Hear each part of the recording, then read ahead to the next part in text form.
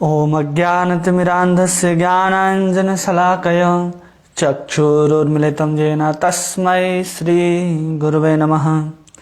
नमः ॐ विष्णुपादाय कृष्णपृष्ठाय भूतले श्रीमते भक्तिवेदान्तस्वामिनिति नामिने। नमस्ते सारस्वतीदेवे गौरवाणी प्रचारिणे निर्विशेषशून्यवादी पाश्चात्यदेशतारिणे।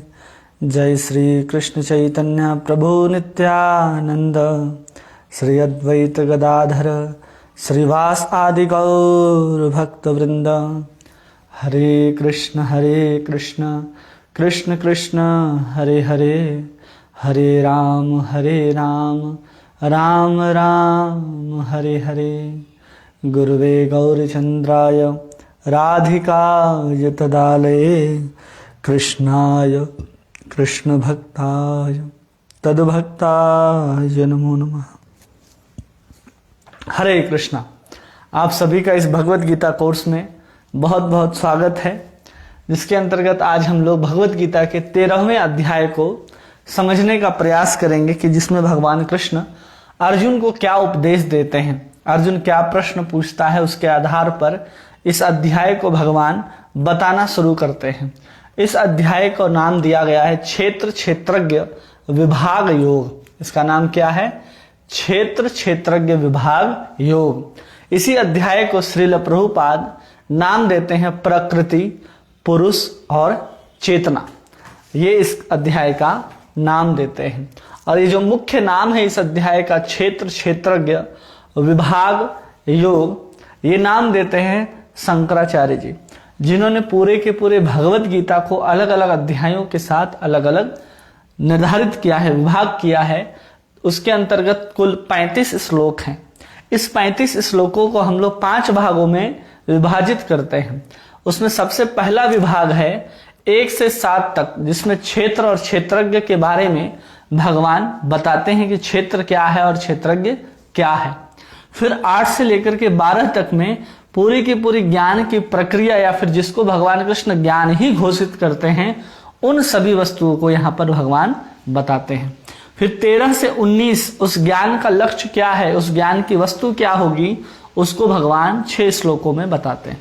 फिर 20 से 26 इन 7 श्लोकों में भगवान प्रकृति, पुरुष और उसका जो संग है, उसकी जो क्रिया है, उसके बारे में वर्णन करते हैं।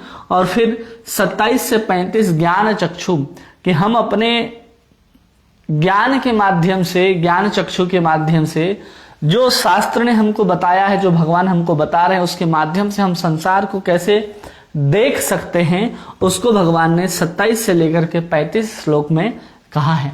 तो ऐसे इसको 5 भागों में बांट दिया जाता है। अब तक हम लोग क्या देखते हुए आए? हम लोग पूरे के पूरे 1 से 6 अध्याय में मुख्यतः हम लोग देखें कर्म योग। क्या देखें हम लोग? कर्म योग, जिसको कहते हैं कर्म मिश्र भक्ति। क्या है ये? कर्म मिश्र भक्ति कहलाती है। इस 1 से 6 के अध्याय के अंतर्गत हम लोग आत्मा के ज्ञान को भी देखें कि आत्मा कैसे शरीर से अलग है, और फिर हम लोग भगवान को समझें कि भगवान कौन है, और फिर आत्मा कैसे कर्म के चक्कर में बंधा हुआ है, उस कर्म के सिद्धांत को समझे, और उस कर्म के चक्कर से कैसे बाहर निकल सकते हैं। तो उसको समझने के लिए हम लोग भक्ति को भी इसी 6 अध्याय के अंतर्गत देखें। फिर दूसरा जो है 7 से लेकर के 12 अध्याय, इसमें हम लोग क्या देखें? मुख्य रूप से भगवान ने अपने बारे में ज्ञान दिया, जिसको दिव्य ज्ञान भी कहते हैं, जिसमें भगवान का ज्ञान, भगवान का ऐश्वर्य हम लोगों ने देखा। और यहाँ पर हम लोगों ने शुद्ध भक्ति देखी कि शुद्ध भक्ति कैसे किया जा सकता है। अब जो भगवान बताने जा रहे हैं 13 से लेकर के 18 अध्याय तक, इसमें भगवान जो वर्णन करेंगे वो उसको कहा जाता है ज्ञान मिश्र भक्ति। ये जो ज्ञान होगा, इसमें जो भक्ति जो मिला हुआ रहेगा इस ज्ञान के साथ, और उस ज्ञान की चर्चा करेंगे भगवान, जो मुख्यतः ज्ञान ही कहा जाता है। इस सब में भी ज्ञान ही है। यहाँ आत्मा का ज्ञान दे रहे, भगवान का ज्ञान दे रहे हैं, फिर यहाँ पर भगवान कर्म के सिद्धांत को, ये भी ज्ञान है। उस ज्ञान के माध्यम से हम लोगों ने कर्म कैसे किया जाता है इसको समझा। यहाँ भगवान अपने ज्ञान को देते हैं और भगवान अपने ऐश्वर्य के ज्ञान को देते हैं और अपनी भगवत्ता का अनुमोदन करते हैं और प्रतिपादित करते हैं। उसको प्रतिपादित करते हुए भगवान 11वें अध्याय में अपना विराट रूप, विश्व रूप का प्रदर्शन करते हैं, जिसके बाद भक्ति का पूरा 12वां अध्याय हमको शुद्ध भक्ति की ओर बढ़ाता है कि हम भगवान को कैसे प्राप्त कर सकते हैं। यहाँ पर आत्मा, भगवान ये सब कुछ बताते हुए उस कर्म के चक्कर से कैसे निकलना चाहिए उसको प्रतिपादित करते हुए मुख्यतः यहाँ कर्म योग की बात कही गई और ये सब से निकलने का सरल माध्यम बताते हुए भगवान ने ज्ञान से भी ऊपर, कर्म से भी ऊपर भक्ति योग की बात कही और यहाँ भक्ति बताते हैं। अब जो ज्ञान हमको दे रहे हैं वो ज्ञान मिश्र भक्ति भी कहा जाता है, या फिर ये जो ज्ञान है इस ज्ञान को प्राप्त करने के बाद हम भक्ति में दृढ़ हो सकते हैं। किसमें दृढ़ हो सकते हैं? भक्ति में।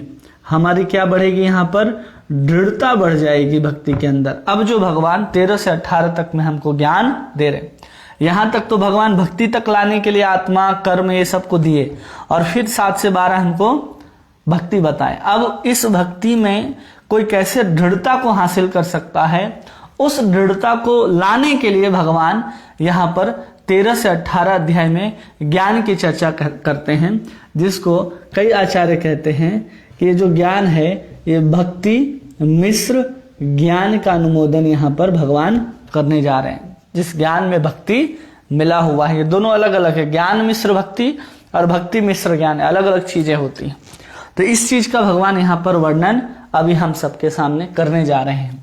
पहले हम लोगों ने देख लिया कि जो निराकार का जो उपासना है वो कैसे दुख जनित है और जो साकार का उपासना है कैसे सरल, सहज और सुलभ है और आसानी से की जा सकती है।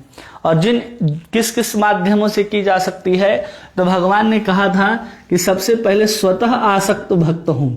स्वतः क्या हो? भगवान की तरफ आसक्ति हो। उसके बारे में भगवान ने बताया, जिसको हम लोग रागा नुगा भक्ति के नाम से भी जानते हैं। फिर भगवान ने कहा कि ऐसा नहीं कर सकते, तुम इसमें मन लगाने का प्रयास करो। मतलब ये जो भक्ति के विधि विधान है उसमें तुम मन लगाने का प्रयास करो, जिसको अभ्यास योग कहा गया। और फिर भगवान कहते हैं कि तुम ऐसा भी नहीं कर सकते तो तुम वैधि भक्ति का पालन करो। मतलब विधि विधानों के अंतर्गत अपने मन को कृष्ण में लगाने का जो प्रयास करते हैं उसको वैधि भक्ति कहा जाता है, जिसके अंतर्गत 2 विभाग होते हैं। एक को कहा जाता है साधन भक्ति और दूसरे को कहा जाता है रागा नुगा भक्ति। तो इस साधन के माध्यम से हम क्या कर रहे हैं? अपने आप को अभ्यास कर रहे हैं। जब ये साधन के माध्यम से हमारी इंद्रियां क्या हो जाती हैं? शुद्ध हो जाती हैं, तो हमारा मन और बुद्धि इंद्रियां जो है स्वतः कृष्ण के तरफ लगने लग जाता है और इसमें स्वतः यहाँ पर भाव जागृत होता है। तो हम अभी शास्त्र के माध्यम से प्रयास करते हैं और जब ये शास्त्र हमको ठीक से करने लग जाते हैं तो इन दोनों के बीच में जो भक्ति आती है उसका भी वर्णन यहाँ पर अभ्यास योग कहते हैं। अभ्यास करना चाहिए, जिसको रूप गोस्वामी ने पूरा डिटेल के अंदर भक्ति रसामृत सिंधु ग्रंथ के अंदर लिखा है। जो पूरे कोई भी संप्रदाय में रहने वाले वैष्णव हो उन सभी के लिए वो मान्य है कि भक्ति ऐसे ही की जा सकती है। अब भगवान जो हमको बता रहे हैं, जिसमें हम लोग अपने इस ज्ञान के द्वारा अपने भक्ति में कैसे दृढ़ हो सकते हैं, इस ज्ञान को भगवान यहाँ पर समझाने वाले हैं। उसके पूर्व अर्जुन यहाँ पर एक प्रश्न पूछता है, उसी प्रश्न के उत्तर में ये पूरा का पूरा अध्याय चलता है। तो उसमें सबसे पहला जो श्लोक है जिसमें अर्जुन कहते हैं, अध्याय 13, अर्जुन उवाच प्रकृतिं पुरुषं चैव क्षेत्रं क्षेत्रज्ञमेव च एतद्वेत्तुमिच्छामि ज्ञानं ज्ञेय च केशवः। क्या कहते हैं? अर्जुन ने कहा, मैं प्रकृति एवं पुरुष, क्षेत्र एवं क्षेत्रज्ञ तथा ज्ञान एवं ज्ञेय के विषय में जानने का इच्छुक हूँ। क्या प्रश्न है अर्जुन का? सबसे पहला प्रश्न जो अर्जुन ने पूछा है, इस प्रश्न को याद रखेंगे, जिसके माध्यम से जो भगवान उत्तर दे रहे हैं उस उत्तर को हम भली भांति समझ सकेंगे कि क्या पूछा गया और भगवान उसके उत्तर में हमको कैसे समझा रहे हैं। तो सबसे पहला प्रश्न है प्रकृति एवं पुरुष। सबसे पहले क्या पूछा गया इसके द्वारा कि प्रकृति बताइए, और फिर दूसरा प्रश्न है कि प्रकृति क्या है, पुरुष क्या है, फिर क्षेत्र क्या है और क्षेत्रज्ञ क्या है, प्रश्न है। उसके बाद पूछते हैं ज्ञान क्या है और ज्ञेय क्या है, ज्ञान और ज्ञेय क्या है। तो कितने प्रश्न हो गए, 1 2 3 4 5 6। इन 6 प्रश्नों के उत्तर में पूरा का पूरा अध्याय चलता है। तो इसको हम लोग ऐसे ऊपर से समझते हैं, फिर हम लोग डिटेल में जैसे जैसे भगवान समझाएंगे वैसे वैसे हम लोग इस चीज को समझते जाएंगे। प्रकृति मतलब जो भोग्या है, क्या है, भोग्या, भोगने योग्य। पुरुष क्या है, जो भोगता है। क्षेत्र क्या है, ये शरीर को यहाँ पर क्षेत्र कहा जाता है। जो इस शरीर को जानता है, शरीर को जानने वाला, शरीर को जानने वाले को यहाँ पर क्षेत्रज्ञ कहा जाता है। ज्ञान किसे कहा जाता है, जो भोक्ता, जो शरीर को और क्षेत्रज्ञ दोनों को जानता है, उसको ज्ञान कहा जाता है। यहां पर लिखेंगे ज्ञान का अर्थ होता है क्षेत्र प्लस क्षेत्रज्ञ को जानना। जानना क्या कहलाएगा, ज्ञान कहलाएगा। और ज्ञेय क्या है, जानने योग्य वस्तु को ज्ञेय कहते हैं। जानने योग्य वस्तु क्या कहलाती है, ज्ञेय कहलाती है, मतलब जानने के लिए। अब यहां पर कह रहे हैं भगवान कि ज्ञान क्या है, क्षेत्र और क्षेत्रज्ञ को जानना ज्ञान है।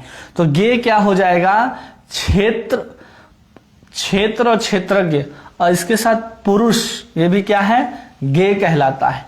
क्षेत्र, क्षेत्रज्ञ और पुरुष, ये तीनों मिलाकर के ज्ञेय कहलाते हैं।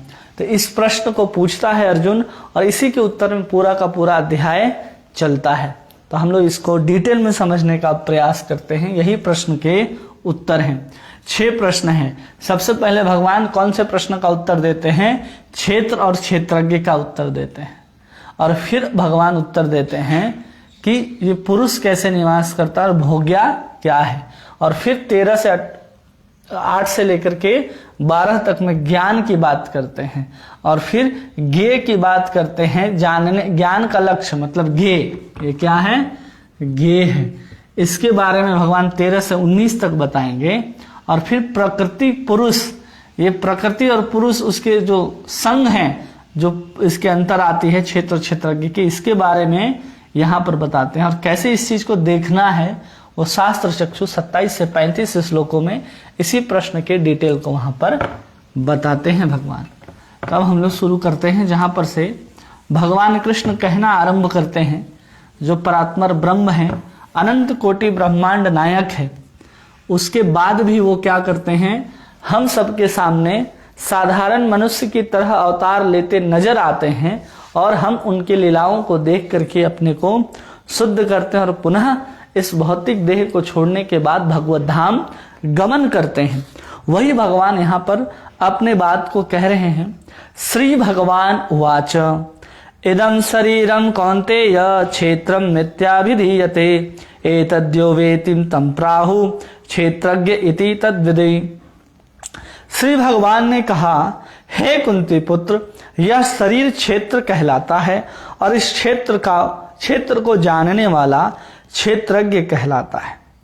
क्या कह रहे हैं भगवान कि इस शरीर को जानने वाला क्या कहलाता है, क्षेत्रज्ञ कहलाता है। और ये जो शरीर है इसी को क्षेत्र कहते हैं। अब इसमें पूरे डिटेल के साथ प्रभुपाद जी भी ने समझाया है और जो आचार्यों ने समझाया उस दोनों को हम देखते हैं। तो भगवान ने क्या कहा, इदं शरीरम कौन्तेय क्षेत्रम मिथ्याभिधीयते। ये शरीर क्षेत्र है। क्या है ये शरीर? क्षेत्र कहलाता है। क्षेत्र मतलब स्थान। क्षेत्र मतलब क्या है? एक स्थान है, एक जगह है, उसको क्षेत्र कहते हैं। इस क्षेत्र को खेत भी कहते हैं, उसको समझते जाते हैं। पहले भगवान ने कहा इस क्षेत्र को, शरीर को क्षेत्र कहा। भगवान किसको कह रहे हैं? शरीर को क्षेत्र कह रहे हैं। और फिर इस शरीर को जानने वाला, शरीर को जानने वाला जो है, जानने वाला, उसको भगवान कह रहे हैं कि ये क्या है, ये क्षेत्रज्ञ कहलाता है। कौन क्षेत्रज्ञ कहलाता है? जो इस शरीर को जानता है। तो जो शरीर को जानता है, जो क्षेत्र है, इस क्षेत्र को भी क्या कह रहे हैं भगवान कि ये शरीर ही क्षेत्र है। क्षेत्र का मतलब स्थान भी होता है और क्षेत्र का अर्थ होता है खेत भी होता है। क्या होता है? खेत भी। जहां खेत में हम लोग क्या करते हैं, कृषि करते हैं और कृषि के माध्यम से जो अन्न आदि उत्पन्न होते हैं उसको फल के रूप में हम लोग प्राप्त कर लेते हैं। कहां पर? कृषि के माध्यम से। उसी प्रकार शरीर एक क्षेत्र कहा जाता है। इस शरीर के अंतर्गत हम लोग क्या करते हैं, कर्म करते हैं और कर्म के अनुरूप हमको क्या मिलता है, यहाँ पर फल मिलता है। इस फल को खा करके हम लोग क्या करते हैं, इस शरीर को बनाए रखते हैं। इस क्षेत्र में, इस कृषि में जो हमने अन्न उगाया, उस अन्न को खा करके हम लोग क्या करते हैं, इस क्षेत्र को स्थिर रखते हैं। इसी क्षेत्र को हम लोग बनाते हैं। इसी अन्न के माध्यम से शरीर उत्पन्न होता है। अन्नात् भवति भूतानि, और उसको हम लोग फिर शरीर में लगाते हैं और फिर इसी शरीर के द्वारा जो हम लोग कर्म करते हैं, तो कर्म करने के उस क्षेत्र को, जहां पर कर्म किया जा रहा है जिसके द्वारा, उसको भी क्षेत्र भगवान कह रहे हैं।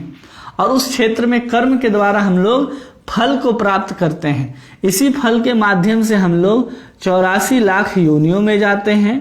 कभी हम लोग स्वर्ग आदि लोकों को प्राप्त होते हैं और कभी हम लोग नरक के घोर पाप के कारण नरक में गिरते हैं। वहां पर अपने अपने कर्मों को भोग करके पुनः अलग अलग क्षेत्र में, जैसे 84 लाख योनि में जो भी शरीर प्राप्त होगा वो भी क्षेत्र कहा जाएगा, और स्वर्ग में जो भी शरीर प्राप्त होगा वो भी क्षेत्र कहा जाएगा।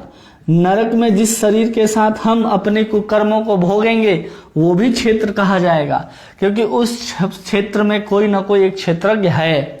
जैसे इस शरीर को जानने वाले को क्षेत्रज्ञ कहा जा रहा है। अब जैसे कि कोई अपने आप को कहता है मैं लड़का हूं, अब उसका जो शरीर है वो लड़का का है, तो अपने शरीर को वो लड़का कह रहा है। वो किसे लड़का कह रहा है? अपने शरीर को। तो अपने शरीर को जानने वाले को हम लोग क्या कहते हैं? क्षेत्रज्ञ कहते हैं। जैसे यहां हमने खेत का उदाहरण लिया, तो इस खेत को जानने वाला कोई किसान तो होगा कि हमारा खेत जो है इतने एकड़ का है, हमारा खेत जो है 20 एकड़ का है और यहाँ पर 4 ट्रैक्टर चलाए जाते हैं, इतनी पानी लगती है। ये सब कुछ किसको ज्ञान होता है? एक किसान को ज्ञान होता है। तब जाकर के अपने खेत पर अच्छी से अच्छी फसल और ज्यादा से ज्यादा फसल उगा सकता है। अब हम लोग अपने शरीर को पूर्ण रूप से जानते नहीं हैं, सिर्फ अपने आप को हम जानते हैं कि हम एक लड़का हैं, और लड़का बाद में बन गया है इंजीनियर। क्या बन गया है? इंजीनियर। अब इंजीनियर बनने के बाद उसका हो गया है विवाह, तो विवाह के बाद वो बन गया है पापा, और फिर आगे चल करके वो बन जाता है दादा। तो यही वो आदमी जान रहा है इसी चीज को कि हम जो शरीर है, कभी लड़का थे, कभी इंजीनियर बने, फिर पापा बन गए, फिर दादा बन गए। उसी तरह कोई लड़की है तो अपने आप को कहती है कि हम लड़की हैं, फिर वो कहते हैं कि हम सुंदर हैं, और फिर उसका विवाह हो जाता है तो क्या बन जाती है? माँ, और फिर आगे चल करके दादी। तो इस क्षेत्र को कैसे जान रही है वो? बाह्य रूप से हम अपने शरीर को समझते हैं, बाहर की उपाधियों को जोड़ करके हम अपने आप को समझते हैं, वो भी एक क्षेत्रज्ञ कहलाता है। लेकिन ये क्षेत्रज्ञ को अगर हम लोग ऐसे शरीर की दृष्टि से देखेंगे, किस दृष्टि से देख रहे हैं इसको हम? ये बाह्य दृष्टि है, ये बाह्य दृष्टि है अपने शरीर को अपने आप को देखने का। लेकिन आप ना लड़का है, ना इंजीनियर है, ना पापा है, ना दादा है। आप क्या है? सर्वप्रथम एक आत्मा है। जैसे खेत से किसान भिन्न होता है। खेत से क्या है? खेत अलग है और किसान उससे बिल्कुल अलग है। किसान का खेत है, लेकिन खेत किसान नहीं है। उसी तरह हम लड़का हैं ये नहीं है, ये हमारा जो शरीर प्राप्त है अभी वो लड़के का शरीर प्राप्त है। उसी प्रकार आत्मा जो है वो अपने शरीर को जानती है। कौन जानती है? अपने आप को शरीर जानती है। और ये शरीर के उपाधियों के अनुसार अगर आत्मा कहे, आत्मा को हम डिनोट करें, कौन जानता है इस शरीर को? आत्मा जानता है। लेकिन हम अपने अहंकार के कारण खुद को ही शरीर मान लेते हैं। श्री बलदेव विद्याभूषण हम लोगों को बताते हैं कि अगर कोई व्यक्ति अपने शरीर को ही आत्मा समझ ले तो कभी भी क्षेत्र के लिए अगर फल का भोगता है, कर्म का स्थान को मानता है, तो हमेशा प्रकृति में बद्ध हो जाएगा। मतलब जो शरीर को ही आत्मा समझ रहा है, मतलब किसान अपने आप को ही खेत समझे तो उसके लिए क्या होगा? वो खेत पे खेती कर पाएगा कभी? या हम ही खेत है, मेरे ऊपर हल चलाओ, मेरे ऊपर पानी दो, क्या होगा उससे? वो वहां पर खत्म हो जाएगा। लेकिन जब वो जानता है कि खेत मेरा है, हम खेत नहीं है, उसी तरह जब हम जानते हैं कि ये शरीर मेरा है, तब इस चीज को क्षेत्रज्ञ कहा जाता है। इसको क्षेत्रज्ञ नहीं कहा जाता कि हम लड़का हैं, इंजीनियर हैं, पापा हैं और दादा हैं। उस क्षेत्र में हम क्या काम करते हैं, हम स्वयं को ही लड़का, स्वयं को ही इंजीनियर और स्वयं को ही पापा समझते हैं। लेकिन हम जब ऐसा समझेंगे कि ये शरीर क्या है, अभी जो प्राप्त, ये लड़का का है या लड़की का है, ये बहुत सुंदर है या बहुत गोरी है, बहुत काली है, वो अभी पिता बना है या माँ बना है, आगे चल करके दादा बना है, दादी बना है, कौन बना है? शरीर बना है। क्या बना है? ये शरीर और उससे संबंधित। लेकिन स्वयं क्या है? आत्मा। तो जो आत्मा जो है किसको जानने वाला है? अपने शरीर को जानने वाला है। इसलिए इसको क्षेत्रज्ञ कहा जाता है। जब हम स्वयं शरीर को आत्मा मान लेंगे कि शरीर ही आत्मा है, हमारे शरीर और आत्मा में अंतर नहीं है, तो हम इस क्षेत्रज्ञ के अंतर्गत नहीं आ सकते। गलत दृष्टि होगी, क्योंकि हम शरीर नहीं है, ये सत्य है। और उस सत्य के साथ जब अपने कर्म क्षेत्र को हम समझने का प्रयास करते हैं, तब वो जानने वाला व्यक्ति क्षेत्रज्ञ कहलाएगा। स्वयं को ही खेत बताने वाला व्यक्ति कभी भी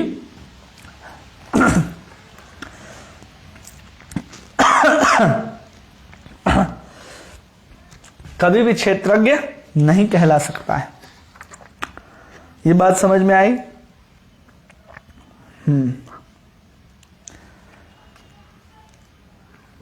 अब इसी में वर्णन करते हैं कि जो हमने पहले बताया कि 1 से 6 अध्यायों में क्या कहा गया है, तो इसी में भगवान प्रभुपाद जी भी समझाते हैं और आचार्य भी समझाते हैं, इसको समझते हैं। तो ये समझ में आ गया कि क्षेत्र क्या है और क्षेत्रज्ञ क्या है। अब भगवान कहेंगे क्षेत्रज्ञ कितने प्रकार का होता है वो बताएंगे। एक तो आत्मा क्षेत्रज्ञ है, ये हमको पता चल गया, क्योंकि शरीर जो है हमारा है। इसके पहले इसके अंतर्गत जो प्रभुपाद जी और आचार्य जो तात्पर्य में लिख करके हमको ज्ञान देने का प्रयास करें, इसको समझते हैं। यहां कहते हैं कि आत्मस्वरूप का कर्म समूह का व्याख्या किया गया और ज्ञान कर्म का अभिधेय तत्व की व्याख्या की गई। पहले यही जो पहले हमने बताया ना कि 1 से 6 अध्याय जो है वो कर्म योग है, कर्म योग है, जिसको हम लोग कर्म मिश्र भक्ति भी कहते हैं। तो वही सब बात को यहां पर कह रहे हैं प्रभुपाद और आचार्य।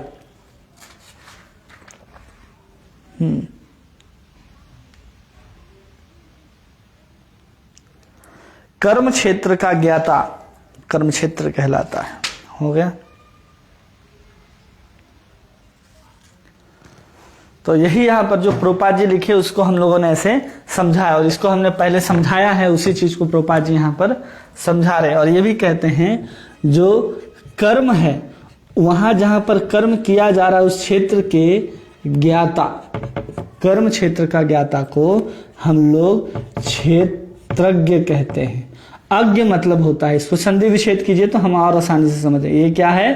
क्षेत्र। क्षेत्र का मतलब होता है स्थान, और फिर है यहां अज्ञ। अज्ञ मतलब होता है जानना। जानना। तो किसको जानना? इस क्षेत्र को जानने वाले को क्षेत्रज्ञ कहते हैं। क्या कहते हैं? क्षेत्रज्ञ। उसी को प्रभुपाद जी इन डिटेल में इस चीज को समझाते हैं और जिसको हम लोगों ने अभी समझा कि मैं सखी हूं, मैं पुरुष हूं, मैं स्त्री हूं, मैं कुत्ता हूं, मैं बिल्ली हूं। यह ज्ञाता शारीरिक उपाधियां हैं, लेकिन ज्ञाता शरीर से भिन्न है। मैं तुम अन्य कोई भी शरीर धारण कर रखा है क्षेत्रज्ञ कहलाता है। जिसने इस शरीर को धारण कर रखा है वो क्षेत्रज्ञ कहलाता है और यह शरीर क्षेत्र कहलाता है। अब प्रभुपाद जी लिखते हैं, प्रभुपाद जी ने श्लोक संख्या 3 भगवान कह रहे हैं, क्षेत्रज्ञम चापि मां विद्धिम सर्व क्षेत्रस्ु भारतः क्षेत्र क्षेत्रज्ञयो ज्ञानम जत ज्ञानम मतम ममः। हे भरतवंशी, तुम्हें ज्ञात होना चाहिए कि मैं भी समस्त शरीरों में भी ज्ञाता भी हूं और इस शरीर तथा उसके ज्ञाता को जान लेना ज्ञान कहलाता है, ऐसा मेरा मत है। कह रहे हैं कि तुम्हें ज्ञात होना चाहिए कि मैं समस्त शरीरों का ज्ञाता हूं। कौन कह रहा है इस चीज को? भगवान कह रहे हैं कि मैं समस्त शरीरों का क्या हूं? ज्ञाता हूं। अब यहां शब्द आया है क्षेत्र। समस्त शरीरों का मतलब क्षेत्र, और क्षेत्र में केवल शरीर ही नहीं आएगा, ये पूरी की पूरी दुनिया, पूरा का पूरा संसार, पूरा का पूरा विश्व आएगा। इसलिए यहां पर क्षेत्र शब्द कहा जा रहा है। समस्त क्षेत्रों का ज्ञाता हूं। कौन कह रहा है इस बात को? श्री भगवान कह रहे हैं। और भगवान कौन है? कृष्ण हैं। तो जब हमें बता रहे हैं कि मैं समस्त जितने प्रकार के भी क्षेत्र हैं उन सबका ज्ञाता हूं, और जो इन सब को जान लेता है, किसको जान लेता है? जो ये क्षेत्र है, सबसे पहले किसको जानता है? वो क्षेत्र को। और इस क्षेत्र के भीतर 2 हो गए ज्ञाता, एक हो गए जीव और एक हो गए परमात्मा। ये तीनों को हम अगर एक साथ जानते हैं, इसी को भगवान कह रहे हैं कि मैं ज्ञान घोषित करता हूं। क्या है ये सब? ज्ञान घोषित करता हूं। इसके अतिरिक्त कोई ज्ञान नहीं है। क्षेत्र मतलब जहां पर जीवात्माएं कर्म करती हैं और उसके साथ परमात्मा इस क्षेत्र को भी जानने वाले हैं। मतलब कि हम केवल अगर जान सकते हैं तो अपने शरीर को जान सकते हैं। मतलब आत्मा जो है सिर्फ और सिर्फ अपने शरीर को जानेगा। किसको जानेगा? अपने शरीर को।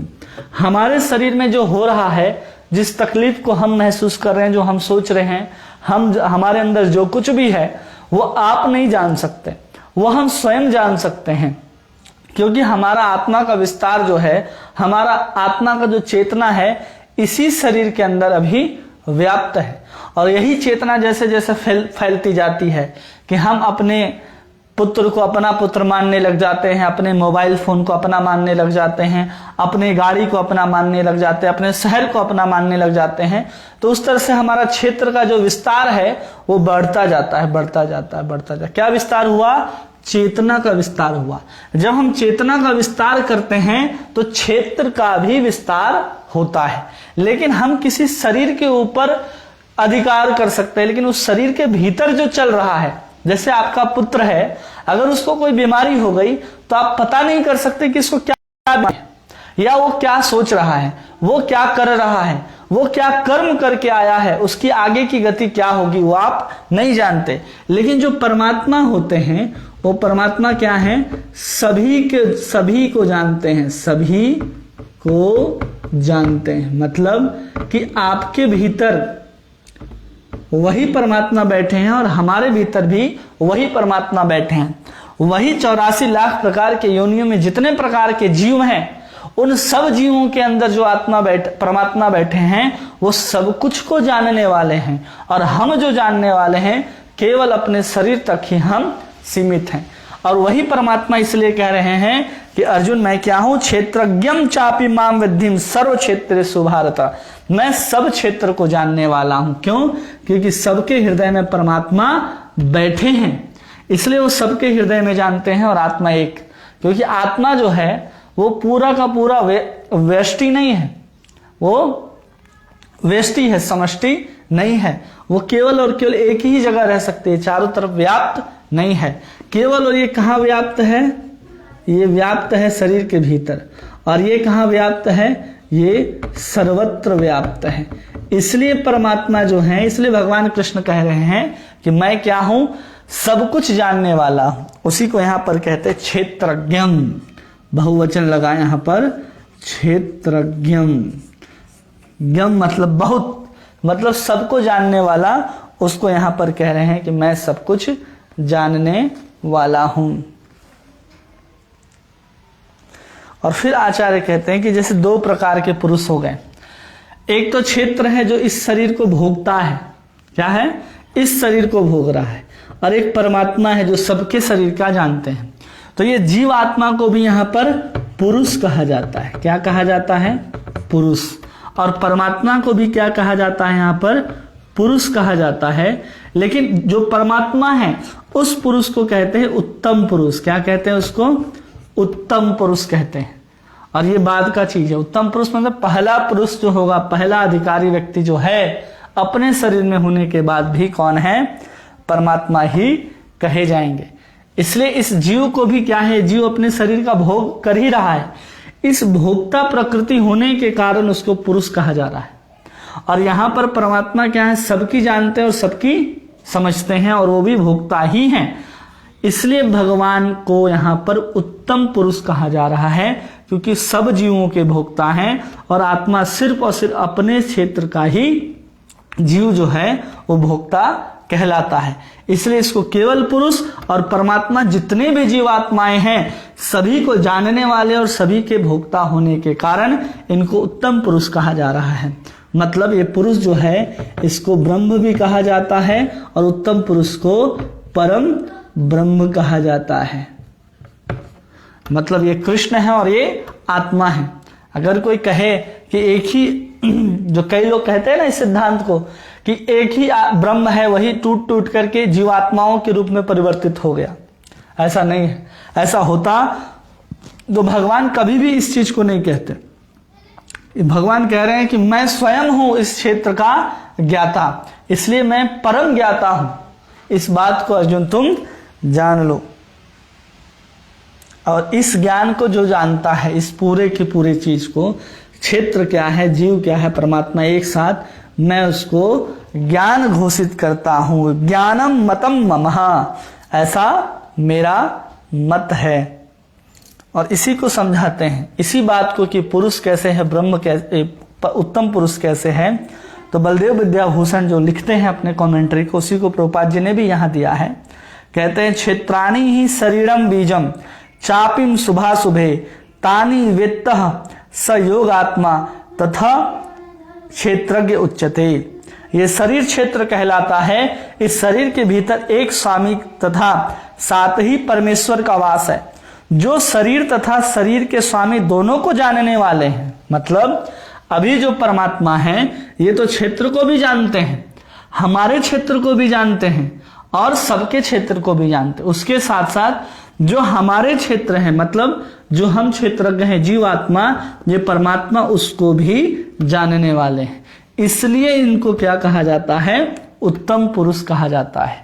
केवल और केवल ऐसा नहीं है कि परमात्मा सबके हृदय को जान रहे हैं, सबके शरीर को जान रहे हैं, सबके क्षेत्र को जान रहे हैं। इसको जानने के साथ साथ वो जिसका क्षेत्र है उसको भी भगवान जान रहे हैं। जैसे हमने भी उदाहरण दिया एक किसान का।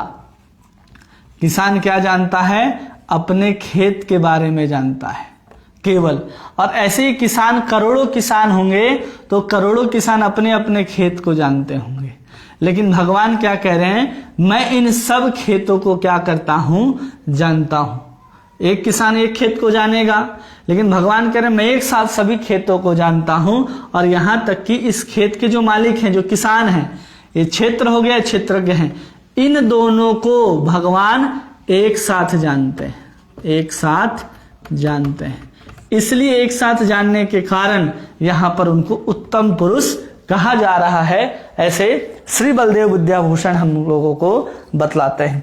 और जो सबसे शुरू में पहला पैराग्राफ जो प्रभुपाद जी ने लिखा है तात्पर्य में, जिसमें कहते हैं कि भगवान जीव और पदार्थ प्रत्येक कर्म क्षेत्र और प्रत्येक शरीरों में दो आत्माएं हैं, आत्मा और परमात्मा। चूंकि परमात्मा भगवान श्री कृष्ण का स्वांश है, अतः कृष्ण कहलाते हैं। मैं भी ज्ञाता हूं, लेकिन मैं शरीर के व्यष्टि ज्ञाता हूं, परम ज्ञाता हूं।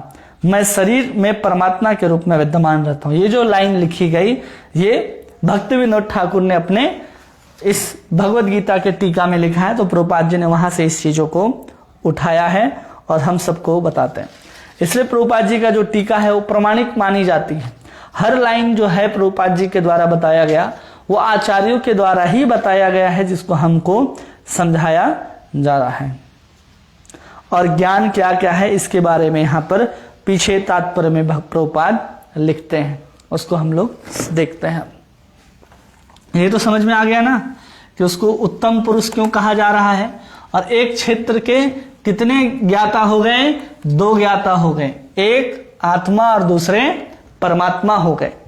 अब भगवान ज्ञान क्या होता है उसको प्रभुपाद जी समझा रहे हैं। तो पहले तो यहां बता रहे हैं कि क्षेत्र को जानना, क्षेत्र को मतलब शरीर को। अब शरीर को कौन कौन जानता है? एक तो जीव जानता है और दूसरा परमात्मा जानते हैं। अब इस चीजों को जानना, और परमात्मा केवल क्षेत्र को ही नहीं जानते, इस जीव को भी जानते हैं, इसलिए परमात्मा को उत्तम पुरुष कहा जा रहा है। इनको जानना, इसी को जानने को हम लोग क्या कहते हैं? ज्ञान कहते हैं। और फिर कहते हैं कि आत्मा और परमात्मा को, आत्मा और परमात्मा दोनों को एक समझना और दोनों को उसके साथ साथ पृथक समझना ज्ञान है। मतलब एक बार में कह रहे हैं कि इस दोनों को बराबर समझो और फिर कह रहे हैं बराबर नहीं समझो। इसको एक साथ जानना, एक साथ जानना क्या कहलाता है? ज्ञान कहलाता है। अब क्यों भाई? ये आत्मा एक भी है और पृथक भी है। इसको अचिंत्य भेदाभेद सिद्धांत कहते हैं, जिसके अंतर्गत जो परमात्मा का जो अंश स्वरूप है वही आत्मा है। तो जो भी गुण होंगे वो गुण सब कुछ होंगे आत्मा के अंतर्गत, इसलिए आत्मा और परमात्मा बराबर है। लेकिन उसी के साथ साथ परमात्मा क्या है? पूर्ण है और आत्मा अंश है। ये विभू कहलाता है और ये अंश कहलाता है, इसलिए इसको हम लोग अलग अलग मानते हैं, ये पृथक है। इसको जानना ज्ञान है। आत्मा परमात्मा का अंश है, आत्मा कभी भी परमात्मा में नहीं मिल सकता, इसको भी जानना क्या कहलाता है? ज्ञान कहलाता है। ऐसा प्रभुपाद जी अपने तात्पर्य में लिखते हैं। और फिर कहते हैं ईश्वर वह ज्ञाता है जो प्रकृति व्यष्टि आत्मा का भी नियामक है। ये परमात्मा जो है किसका भी नियामक है? प्रकृति का भी नियामक है और इस जीव का भी क्या है? नियामक है। मतलब आत्मा का भी क्या है? वो नियामक कहे जाते हैं। ये ज्ञान है। कभी भी हम लोग को ऐसा गलती नहीं करना चाहिए। और आगे लिखते हैं मनुष्य को चित्रकार, चित्र और तुलिका में भ्रम नहीं होना चाहिए। क्या देते हैं प्रभुपाद जी? चित्रकार, चित्र और तुलिका। सबसे पहला क्या लिखते हैं? चित्रकार, और फिर है चित्र, और फिर है तुलिका। अब तुलिका मतलब आपको पता हो ना, पेंटिंग ब्रश, इसको तुलिका कहते हैं। जिसे कुछ लिखा जाता है, कुछ पेंसिल को ही समझ लीजिए तुलिका कहा जाता है। चित्रकार क्या है? जो चित्र बनाता है। जो चित्र बनाता है किसकी सहायता से बनाता है? तुलिका की सहायता से बनाता है। इसलिए ये जो कर्म क्षेत्र है वो प्रकृति है, भोक्ता जीव है और नियामक भगवान है। तो चित्रकार कौन है यहाँ पर? भगवान चित्रकार है। जीव क्या है? चित्र है। और ये प्रकृति क्या है? तुलिका है। इसको समझना चाहिए। चित्रकार कौन है? भगवान है। चित्र कौन है? तो जीव है। जितने भी जीव हैं और संसार है वो सब क्या है? चित्र है। और प्रकृति क्या है? तुलिका कहलाती है, क्योंकि भगवान ने ही इस चित्र को बनाया है। और जीव जो है इस चित्र में हमको दिखाई देता है प्रकृति के माध्यम से। हम जहां भी कुछ करते हैं ये प्रकृति ही है। क्षेत्र क्या है? इसको प्रकृति मानते हैं। ये प्रकृति जो है एक इंस्ट्रूमेंट के जैसे काम करती है। अब उसमें जीव आत्माएं क्या करते हैं, अपने अपने हिसाब से चित्र में प्रदर्शित होते हैं कि हम डॉक्टर हैं, हम इंजीनियर हैं, हम लड़का हैं, हम लड़की हैं, हम फलाना है, हम डिमका हैं। ये सब कुछ जो है ये जीव या चित्र कहलाते हैं। कर्म क्षेत्र, प्रकृति, पुरुष और भोक्ता जीव। ठीक है, ये समझ में आ गया। तो ये हम लोगों ने यहां पर समझा। और क्या लिखते हैं प्रभुपाद जी इसमें कि प्रकृति कर्म क्षेत्र के रूप में ब्रह्म है और जीव भी ब्रह्म है। जो भौतिक प्रकृति को नियंत्रित रखने का प्रयत्न करता है, इन दोनों के नियामक भी ब्रह्म है। पहले ही कहा कि इस प्रकृति को जो हमको दिख रहा है, इसके नियामक और जो इसको नियंत्रित करने का प्रयास करता है, हम सब क्या करते हैं, अपने प्रकृति के अनुसार इसी के ऊपर नियंत्रित करने का प्रयास कर रहे हैं। अपने मन, बुद्धि, अहंकार, अपने 5 ज्ञान इंद्रिय और 5 कर्म इंद्रियों के द्वारा हम इस प्रकृति को क्या कर रहे हैं, नियंत्रण करने का प्रयास कर रहे हैं। जब हम इसको नियंत्रण का प्रयास करते हैं तो पूर्ण रूप से नहीं कर पाते। हम अपने आप को नियंत्रण करता समझते हैं, लेकिन हम क्या हो रहे हैं, वास्तव में उस ईश्वर के द्वारा नियंत्रित हो रहे हैं। ईश्वर के द्वारा ये प्रकृति भी नियंत्रित है और हम जो नियंत्रित करता मतलब जीव भी नियंत्रित हो रहे हैं। इस चीज को कहते हैं। और फिर कहते हैं इन दोनों ज्ञाताओं में, दोनों प्रकार के ज्ञाता हो गए ना, एक जीव भी ज्ञाता हो गया और एक परमात्मा भी ज्ञाता हो गए। जीव और यहां परमात्मा दोनों क्या हैं, ज्ञाता है।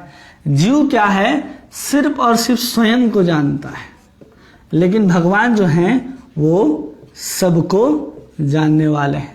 ये सिर्फ अपने प्रकृति को नियंत्रित करता है, अपने शरीर को, और ये सबके प्रकृति को, पूरे के पूरे प्रकृति को भगवान क्या कर सकते हैं, नियंत्रित कर सकते हैं। ये स्वयं का भोक्ता है। ये क्या है, स्वयं का भोक्ता है। और ये भगवान जो परमात्मा के रूप में जो हैं, क्षेत्रज्ञ हैं, वो सर्वत्र क्या हैं, भोक्ता है। ये च्युत हो जाता है, मतलब इसका पतन होता है। और ये जो परमात्मा है, ये जो ज्ञाता है, इनका पतन कभी नहीं होता है। इसलिए यहां पर च शब्द कहा जा रहा है। च शब्द महत्वपूर्ण है, यह समस्त शरीरों का घोतक है। श्रील बलदेव विद्याभूषण जी का मत है कि आत्मा के अतिरिक्त प्रत्येक शरीर में कृष्ण परमात्मा के रूप में रहते हैं। और यहां पर कृष्ण स्पष्ट रूप से कहते हैं परमात्मा कर्म क्षेत्र तथा विशिष्ट भोक्ता दोनों के नियामक हैं। मतलब जीव के भी नियामक हैं, और ये जीव जिस चीज को भोगने वाला है उसके भी नियामक परमात्मा कहलाते हैं। तो ऐसे अंतर हो गए इन दोनों में कि ये क्या है और ये क्या है। ये दोनों हम लोगों ने समझा। इसी को प्रभुपाद जी यहाँ पर कहते हैं, और श्वेतर उपनिषद से कहते हैं कि भोक्ता भोग्यम प्रेरितारम चमत्वा सर्वम प्रोक्तम त्रिविधम ब्रह्ममेतम। ब्रह्म के 3 स्वरूप हैं। प्रकृति कर्म क्षेत्र का रूप ब्रह्म है तथा जीव भी ब्रह्म है, और भौतिक प्रकृति में अपने नियंत्रण रखने का प्रयत्न करता है। इन दोनों के नियामक भी ब्रह्म है। मतलब ये भी ब्रह्म है, लेकिन ये परब्रह्म नहीं है, ये परब्रह्म है। और जो प्रकृति भी है वो भी क्या कहलाती है, ब्रह्म कहलाती है। और एक तो हम क्या कर रहे हैं, सबसे पहले कि हम प्रकृति को नियामक हैं जीव के स्वरूप में। ठीक है, अब ये जीव के नियामक कौन है, परमात्मा है, लेकिन इनके नियामक कोई नहीं। तो ऐसे कहा जा रहा है कि 3 प्रकार के क्या कहलाते हैं, ब्रह्म कहलाते हैं। प्रकृति भी, जीव भी और प्रकृति भी और परमात्मा भी, ये सब क्या है, ब्रह्म है। क्योंकि ब्रह्म से ही इस जगत की उत्पत्ति होती है पदार्थ के रूप में। आगे श्लोक संख्या 4। ये तो समझ में आया सबको। तत्क्षेत्रम यच्यादृक् यद्विकारो यतंच यतः स च यो यत् प्रभावश्च तत्समासेन में शृणु। अब मैं तुम्हें यह संक्षेप में सुना कि कर्म क्षेत्र क्या है, किस प्रकार बना है, इसमें क्या परिवर्तन होते हैं, यह कहाँ से उत्पन्न होता है, इस कर्म क्षेत्र को जानने वाला कौन है और इसका प्रभाव क्या है। इसको हम लोगों ने कैसे सुना, आराम से समझा। तो भगवान ने अभी भी क्या क्या बता दिया हमको कि पुरुष दो प्रकार के होते हैं, ये पता चल गया। क्षेत्र क्या होता है और क्षेत्रज्ञ क्या होता है, ये पता चल गया। और प्रकृति इसको बोलते हैं जिसके अंदर भोग्या की टेंडेंसी हो, उसको प्रकृति अभी तक समझ रहे हैं। आगे जब प्रकृति की बात आएगी तो हम लोग देखेंगे 20 से 26 में जब उसकी चर्चा शुरू होगी। अभी भगवान जो कह रहे हैं कि अभी तक मैंने तुम्हें इन सब के बारे में संक्षेप में सुनाया, अब विस्तार से सुनो कि अब क्या क्या बताने वाले हैं भगवान डिटेल में। तो कह रहे हैं कि कर्म क्षेत्र क्या है, कि कर्म क्षेत्र के बारे में भगवान बताएंगे। फिर भगवान बताएंगे कि किस प्रकार बना है, ये किस प्रकार बना है। और फिर भगवान बताएंगे क्या परिवर्तन होता है इसमें। जब बनाया है भगवान ने तो कुछ ना कुछ परिवर्तन होता होगा, इस परिवर्तन को यहाँ पर विकार कहा जाता है। और फिर कहाँ से उत्पन्न होता है, कहाँ से उत्पन्न होता है, ये बहुत ध्यान से समझिए इस प्रश्न को। तो जो आगे भगवान कह रहे हैं वो हम आसानी से समझ सकते हैं। कहाँ से उत्पन्न होता है मतलब इसका प्रयोजन क्या है, क्या है प्रयोजन। और फिर भगवान कह रहे हैं कि कर्म क्षेत्र को जानने वाला कौन है, इस कर्म क्षेत्र को जानने वाला कौन है। मतलब फिर से भगवान इस पुरुष के बारे में बताएंगे, लेकिन कौन सी पुरुष, जीवात्मा वाले पुरुष को बताएंगे। और फिर उसका प्रभाव क्या है। तो 1 2 3 4 5 6 इन चीजों के बारे में भगवान कहते हैं। और आचार्य हमको 1 2 3 4 5 6 7 8 चीजें के बारे में बताते हैं कि भगवान कैसे हमें इन सब के बारे में कहने वाले हैं। मतलब क्षेत्र क्या है, मतलब ये शरीर किससे बना है, उसी प्रश्न को समझाया जा रहा है। जिसमें सबसे पहला प्रश्न है ना कि कर्म क्षेत्र क्या है, तो कर्म क्षेत्र क्या है, शरीर। अब ये शरीर किस प्रकार बना हुआ है, ये शरीर किस प्रकार बना है, इसको हम लोग देखेंगे। फिर देखेंगे कि किस पदार्थों के साथ बना है, एक तो किस प्रकार बना है, फिर ये किस पदार्थ के साथ ये शरीर बना है। और फिर कह रहे हैं कि इसको नियंत्रण में कार्यशील है। किसके नियंत्रण में कार्यशील है, कौन, शरीर किसके नियंत्रण में कार्यशील करता, क्रिया करता है, कार्यशील है। और फिर कहा जा रहा है कि किस प्रकार का परिवर्तन आता है इस शरीर में और कैसे आता है परिवर्तन, उसके बारे में कहा जा रहा है। और फिर परिवर्तन कहाँ से आता है, परिवर्तन आ रहा है ठीक है, लेकिन ये परिवर्तन कहाँ से आते हैं, कहाँ से आते हैं, ये प्रश्न है। और फिर कहा जा रहा है जहाँ से आते हैं परिवर्तन वो कारण कौन सा है, उसका भी कारण पूछा जा रहा है, उसका कारण कौन सा है। और फिर बताते हैं आत्मा का लक्ष्य क्या है, आत्मा का लक्ष्य क्या है। और फिर आत्मा का स्वरूप क्या है। तो 1 2 3 4 5 6 7 8 इन प्रश्नों के उत्तर में भगवान आगे हम सबको ये चीज बताने वाले हैं, जिससे पूरा का पूरा डिटेल में समझेंगे। हम लोग अभी थोड़ा सा समझें और उसको भगवान डिटेल में हम सबको कहने जा रहे हैं। तो थोड़ा सा अब हम लोगों को क्या करना है, दिमाग को और कान को खोल करके रखना है, जिससे हम इस बात को अब आसानी से समझ सकें। क्योंकि अब जो बात शुरू होगी वो ब्रह्म सूत्र में आती है, वेदों में आती है, उपनिषद में आती है। उस बात को यहाँ पर भगवान कहने जा रहे हैं, जो साधारण बुद्धि से साधारण लोगों को ये बात नहीं समझेगी। क्योंकि यहाँ इस 13 अध्याय को पढ़ना, समझना और समझाना बहुत कठिन होता है, क्योंकि इतने सारे इसमें टर्म हैं, वो हमेशा हर किसी को याद नहीं रह पाते।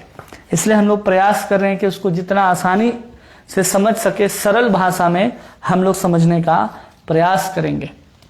श्लोक संख्या 5 जिसमें भगवान कहते हैं ऋषिभिः बहुधा गीतं छंदो भी विविधे पृथक ब्रह्मसूत्र पदैश्चैव हेतु एव हेतुमत् ब्रह्मसूत्र पदश्चैव हेतु विधि विनिश्चिता। कह रहे हैं कि विभिन्न वैदिक ग्रंथों में विभिन्न ऋषियों ने कार्यकलापों के क्षेत्र तथा उन कार्यकलापों के ज्ञाता के ज्ञान का वर्णन किया है। इस विशेष रूप से वेदांत सूत्र में कार्य कारण के समस्त तर्क प्रस्तुत किया गया है। तो उसी को कह रहे हैं यहाँ पर कि ब्रह्म सूत्र पदे च एव हेतु मध्य विनिश्चितः, कि यहाँ पर क्या कह रहे हैं कि ऋषि भी बहुधा गीतम छंदो भी विविधे पृथक। जो ऋषि लोग हैं वो अलग अलग बहुधा गीतम छंदो भी मतलब वेद शास्त्र उपनिषद में लिखे गए हैं, और विशेष रूप से नाम भगवान किसका लेते हैं, ब्रह्म सूत्र पदश्चैव हेतुम मध्य विनिश्चितः, जिसको निश्चित किया गया है किसके अंदर, ब्रह्म सूत्र के अंदर इस चीज को निश्चित किया गया है। तो हम लोग उस चीज को एक एक को कारण के स्वरूप समझना शुरू करते हैं कि क्या है, क्या कह रहे हैं। तो सबसे पहले कह रहे ऋषि भी स्वयं नहीं, बात भगवान इस बात को नहीं कह रहे कि हम बता रहे हैं, भगवान कह रहे हैं कि जो पुराने जो ऋषि हैं उन ऋषियों ने इस ज्ञान को क्या किया है, संजोया है। उन ऋषियों ने इस ज्ञान को क्या किया है, वेद में, उपनिषद में, और फिर उन सब का अंत कहाँ, वेदांत। इसी वेदांत को हम लोग ब्रह्म सूत्र के नाम से जानते हैं। इस ब्रह्म सूत्र के अंदर कुल 555 सूत्र हैं। अथातो ब्रह्म जिज्ञासा आनंदमयो अभ्यासा जन्मदस्य आदि, ऐसे 555 सूत्र इसके अंतर्गत आते हैं। तो भगवान कह रहे हैं कि इन सब का वर्णन जो है इसी में कीर्तित हुआ है। और कैसे कीर्तित हुआ है, तो एकदम युक्तिपूर्ण ढंग से। कैसे हुआ है, तो भगवान कह रहे हैं युक्ति पूर्ण है, और ये सिद्धांत हैं। क्या है, ये सब सिद्धांत हैं। और ये सिद्धांत कैसे प्रतिपादित हुआ है, एकदम निश्चित करके प्रतिपादित हुआ है ब्रह्म सूत्र के अंदर। अब उसके तात्पर्य में प्रभुपाद जी बताते हैं कि कैसे, क्या बता रहे हैं कि कैसे ये सब प्रतिपादित हुआ है, कि शरीर क्या है, क्षेत्र क्षेत्रज्ञ आदि क्या है। तो ये सबका वर्णन, किसका वर्णन, तो अभी तक भगवान ने किसके बारे में बताया, हम सबको क्षेत्र के बारे में बताया, क्षेत्रज्ञ के बारे में बताया, और ज्ञान के विषय में अभी तक नहीं बताया। हाँ, ज्ञान के विषय में बताया, जिसमें भगवान कहते हैं दोनों को जानने वाले को ज्ञान कहते हैं। तो इन तीनों के बारे में विस्तार से जहां चर्चा है, वो कह रहे हैं कि वेद उपनिषद वेदांत सूत्र में इन तीनों की चर्चा है, क्षेत्र क्षेत्रज्ञ और ज्ञान की। तो उसको अब यहाँ पर भगवान प्रभुपाद जी हम सबको समझाते हैं कि कैसे वो सब हमारे वेदों और शास्त्रों में कहे गए हैं। तो एक ब्रह्म सूत्र होता है, और ब्रह्म सूत्र में कहते हैं इक्षते निशब्दम। क्या कहते हैं, इक्षते निशब्दम, इक्षते न शब्दम शब्दम। ये क्या है, एक ब्रह्म सूत्र है। ब्रह्म सूत्र में इतने छोटे छोटे सूत्र होते हैं, जिसके माध्यम से हम जो कठिन कठिन जो हमारे सामने आने वाले प्रश्न हैं, जो समस्याएं हैं, जटिलताएं हैं, उसको सूत्र के माध्यम से सुलझाया जा सकता है। तो यहाँ कहते हैं इक्षते निशब्दम, मतलब यहाँ कहा जा रहा है कि जो ब्रह्म है उस ब्रह्म को हम लोग क्या कर सकते हैं, देख सकते हैं। इक्षते का अलग अलग मतलब होता है, एक तो होता है देखना, फिर होता है अनुभव करना, अनुभव करना। तो इस ब्रह्म सूत्र के माध्यम से हमको क्या पता चल रहा है कि इस ब्रह्म को हम लोग देख सकते हैं और अनुभव भी कर सकते हैं। ये ब्रह्म सूत्र प्रतिपादित करता है। और फिर कहते हैं कैसे कर सकते हैं, तो कहते हैं शास्त्र योनित्वात्।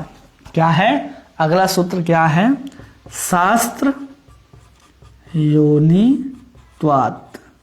ये दूसरा ब्रह्म सूत्र है, जिसके अंतर्गत कहा जा रहा है कि हम उसको देख और अनुभव कैसे कर सकते हैं। तो बता रहे हैं कि हम उसको जान भी सकते हैं, जाना जा सकता है। इक्षते मतलब जानना। तो कैसे? तो कह रहे हैं कि शास्त्र के माध्यम से। शास्त्र क्या बनेगा? माध्यम बनेगा। किसको जानने के लिए? ब्रह्म को जानने के लिए, क्षेत्रज्ञ को जानने के लिए। और फिर कह रहे कैसे जान सकते हैं?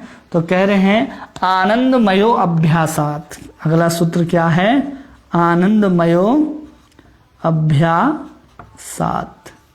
मतलब कि हम उस ब्रह्म का क्या करना होगा? हमें अनुसरण करना होगा, अनुसरण करना होगा। या फिर हमें, इसी का मतलब होता है कि भक्ति के माध्यम से। अब यहां कहा ही जा रहा है आनंदमयो अभ्यासात। अभ्यास में ही जहां आनंद है, तो केवल और केवल भक्ति के ही प्रयास में हम आनंद का अनुभव कर सकते हैं। और केवल ब्रह्म के अनुशीलन के द्वारा हम क्या कर सकते हैं? इसको देख सकते हैं, अनुभव कर सकते हैं और जान सकते हैं। और फिर अगला सूत्र कहा जाता है नात्मा श्रुते नित्यवाचः। अब यहां पर क्षेत्रज्ञ की बात आ रही है, तो कहा जा रहा है नात्मा श्रुते नित्यवाचः। श्रुते नित्यवाचः, नित्यवाच, नित्यत्वाच। इसका मतलब होता है कि जो जीव जो है वो आंशिक क्षेत्रज्ञ है। जीव जो है वो आंशिक क्षेत्रज्ञ कहलाता है, आंशिक क्षेत्रज्ञ कहलाता है। ये ब्रह्म सूत्र प्रतिपादित कर रहा है भगवान ने।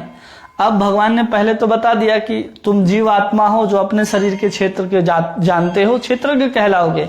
लेकिन मैं अर्जुन, मैं सब शरीरों का जानने वाला हूं, यहां तक कि जो अपने शरीर को जानने वाला जीव आत्मा है उसको भी मैं जानता हूं, इसलिए मैं उससे पूर्ण क्षेत्रज्ञ कहलाता हूं।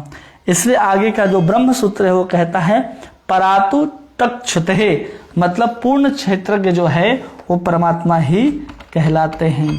परातु तत्क्षुते, मतलब जो पूर्ण है वो पूर्ण क्षेत्रज्ञ कौन कहलाएंगे? पूर्ण क्षेत्रज्ञ केवल और केवल परम आत्मा कहलाएंगे और कोई नहीं। इस चीज को प्रतिपादित कौन कर रहा है? ब्रह्म सूत्र कर रहा है। उसी को यहाँ पर प्रभुपाद जी अपने आखिरी में लिख करके बताते हैं। यहां उल्लेख हुआ है कि ब्रह्म सूत्र के नीतिवान कार्य कारण अनुसार सुंदर रूप व्यवस्थित है। कुछ सूत्र इस प्रकार है नवदिश श्रुते नात्मा श्रुते परातु तक श्रुते। प्रभुपाद जी इसको अपने आखिरी, इस श्लोक के आखिरी के तात्पर्य में लिख करके हम सबको समझाते हैं।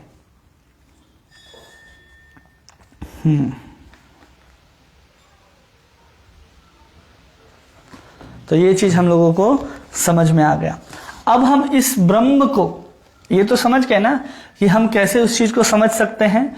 तो इक्षते निशब्दम, ब्रह्म सूत्र कहता है कि हम उस ब्रह्म को देख सकते हैं, अनुभव कर सकते हैं और जान सकते हैं।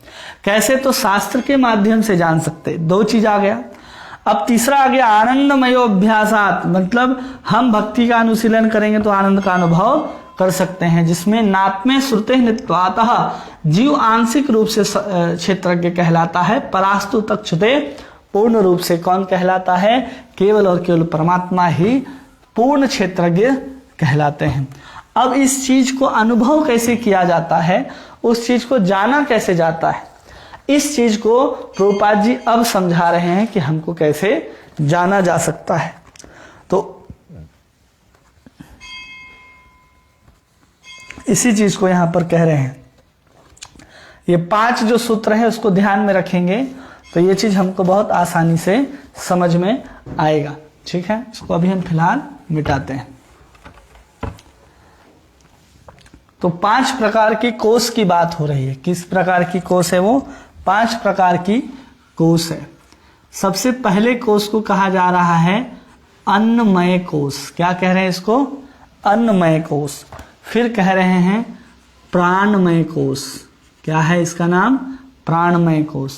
फिर आता है मनोमय कोष, इसको ज्ञान युक्त भी कहते हैं, ज्ञानमय, ज्ञानमय भी कहते हैं।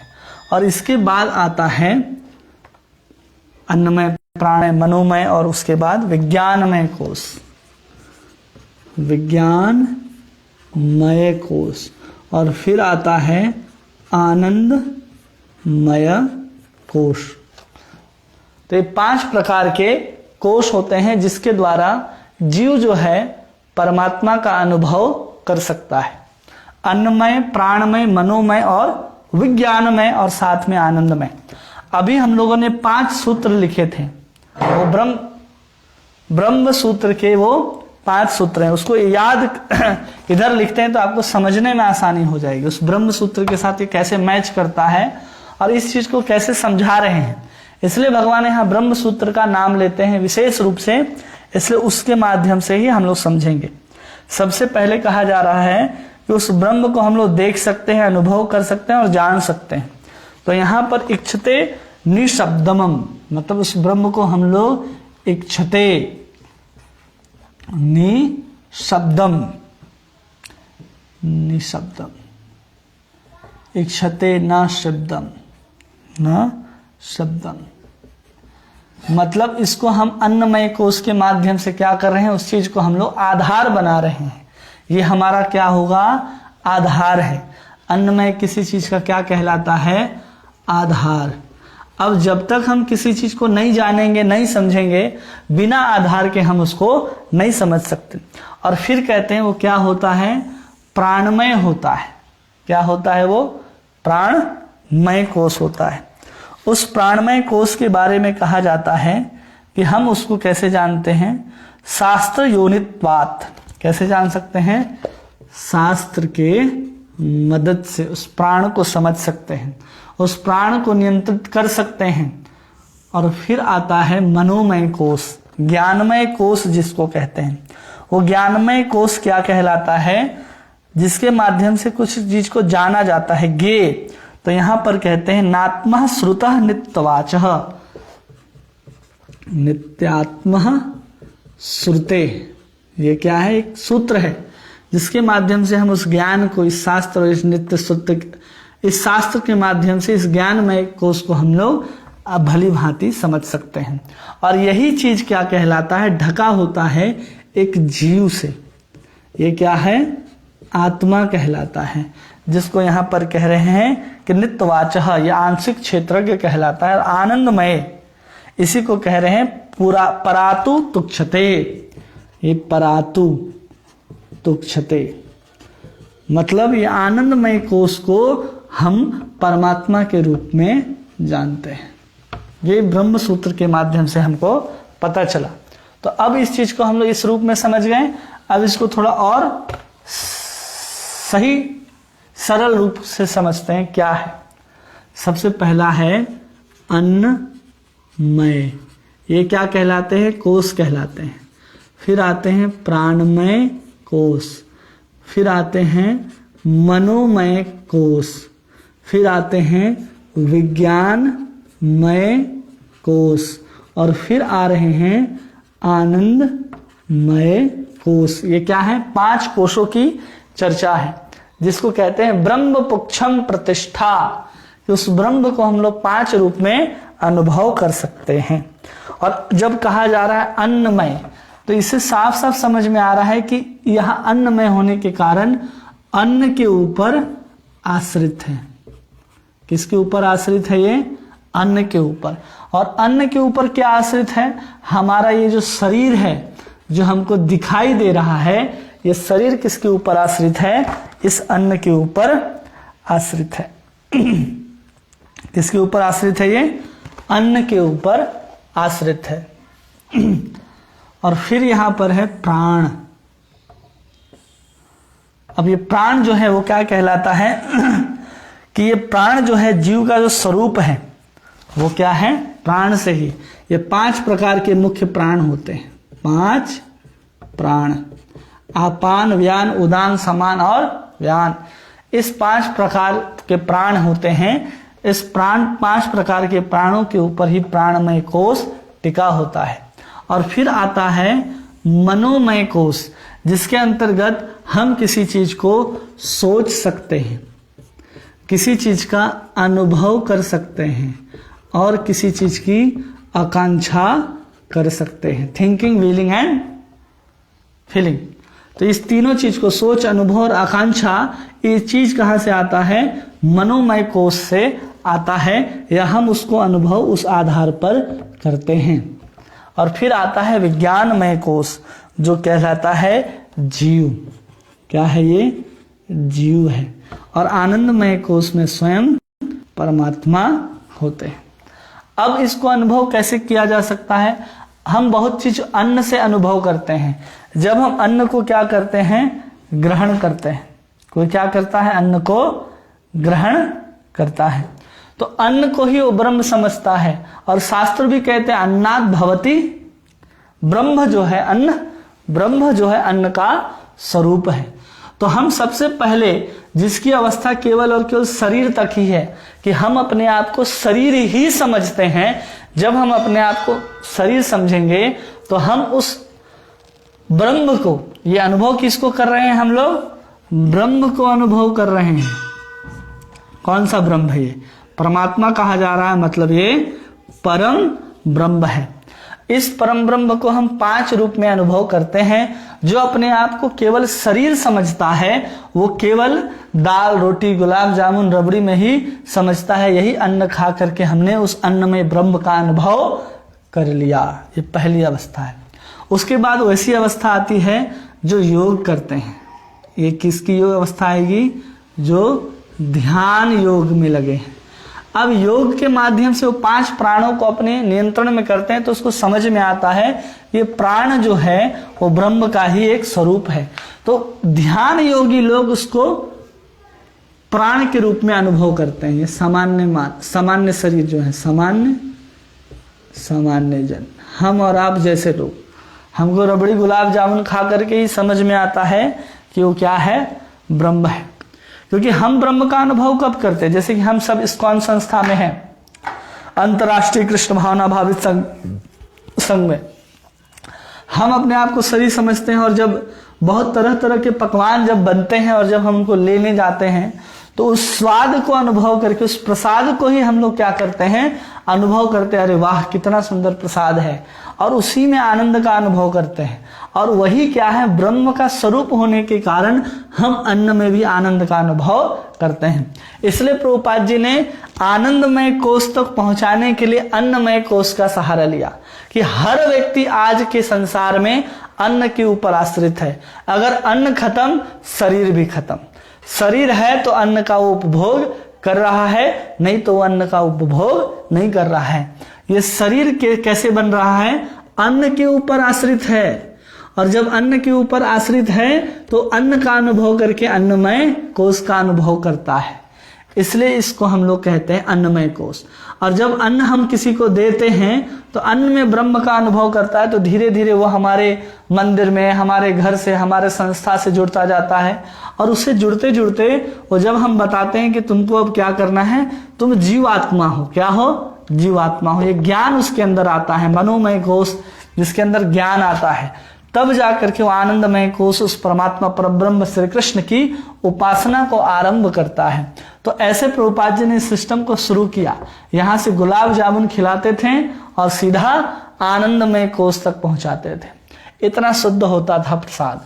इसलिए प्रसाद में ही वो शक्ति है कि हम सामान्य होते हुए भी कृष्ण का दिया हुआ प्रसाद ग्रहण करके हम आनंदमय कोश को अनुभव कर सकते हैं। और फिर आता है प्राणमय कोश, जिसमें 5 प्राणों को ध्यान योग के माध्यम से योगी नियंत्रण करता है और उस प्राणमय कोश को पकड़ लेता है, उस प्राणमय कोश की अवस्था में पहुंच जाता है। फिर आता है मनोमय कोश, मतलब इसके अंदर जो ज्ञानी व्यक्ति हैं, जो ज्ञान का अनुशीलन कर रहे हैं, ज्ञान योगी, वो क्या करते हैं? इस मनोमय कोश के द्वारा उस मन को भी ब्रह्म कहा जाता है।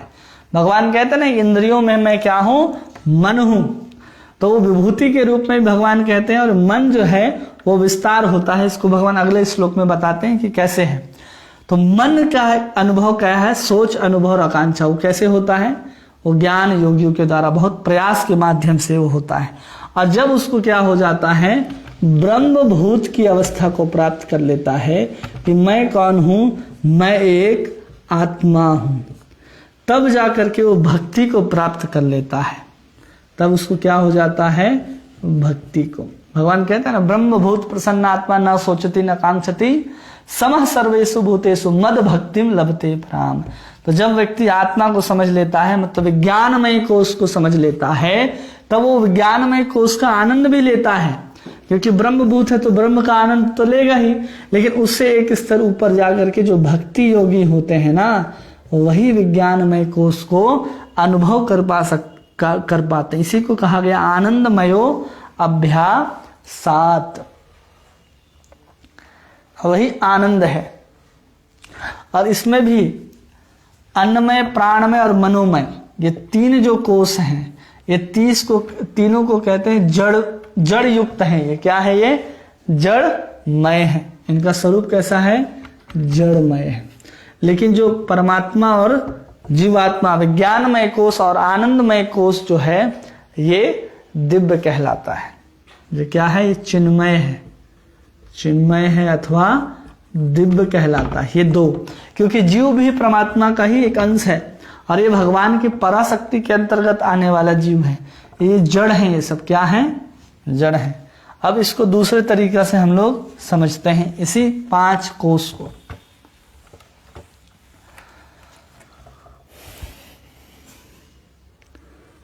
ये कोश हो गया।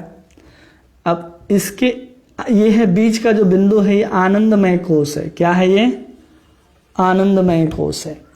अब इस कोश के बाहर एक और कोश ऐसे गोल बनाया है, जिसको कहते हैं विज्ञानमय कोश।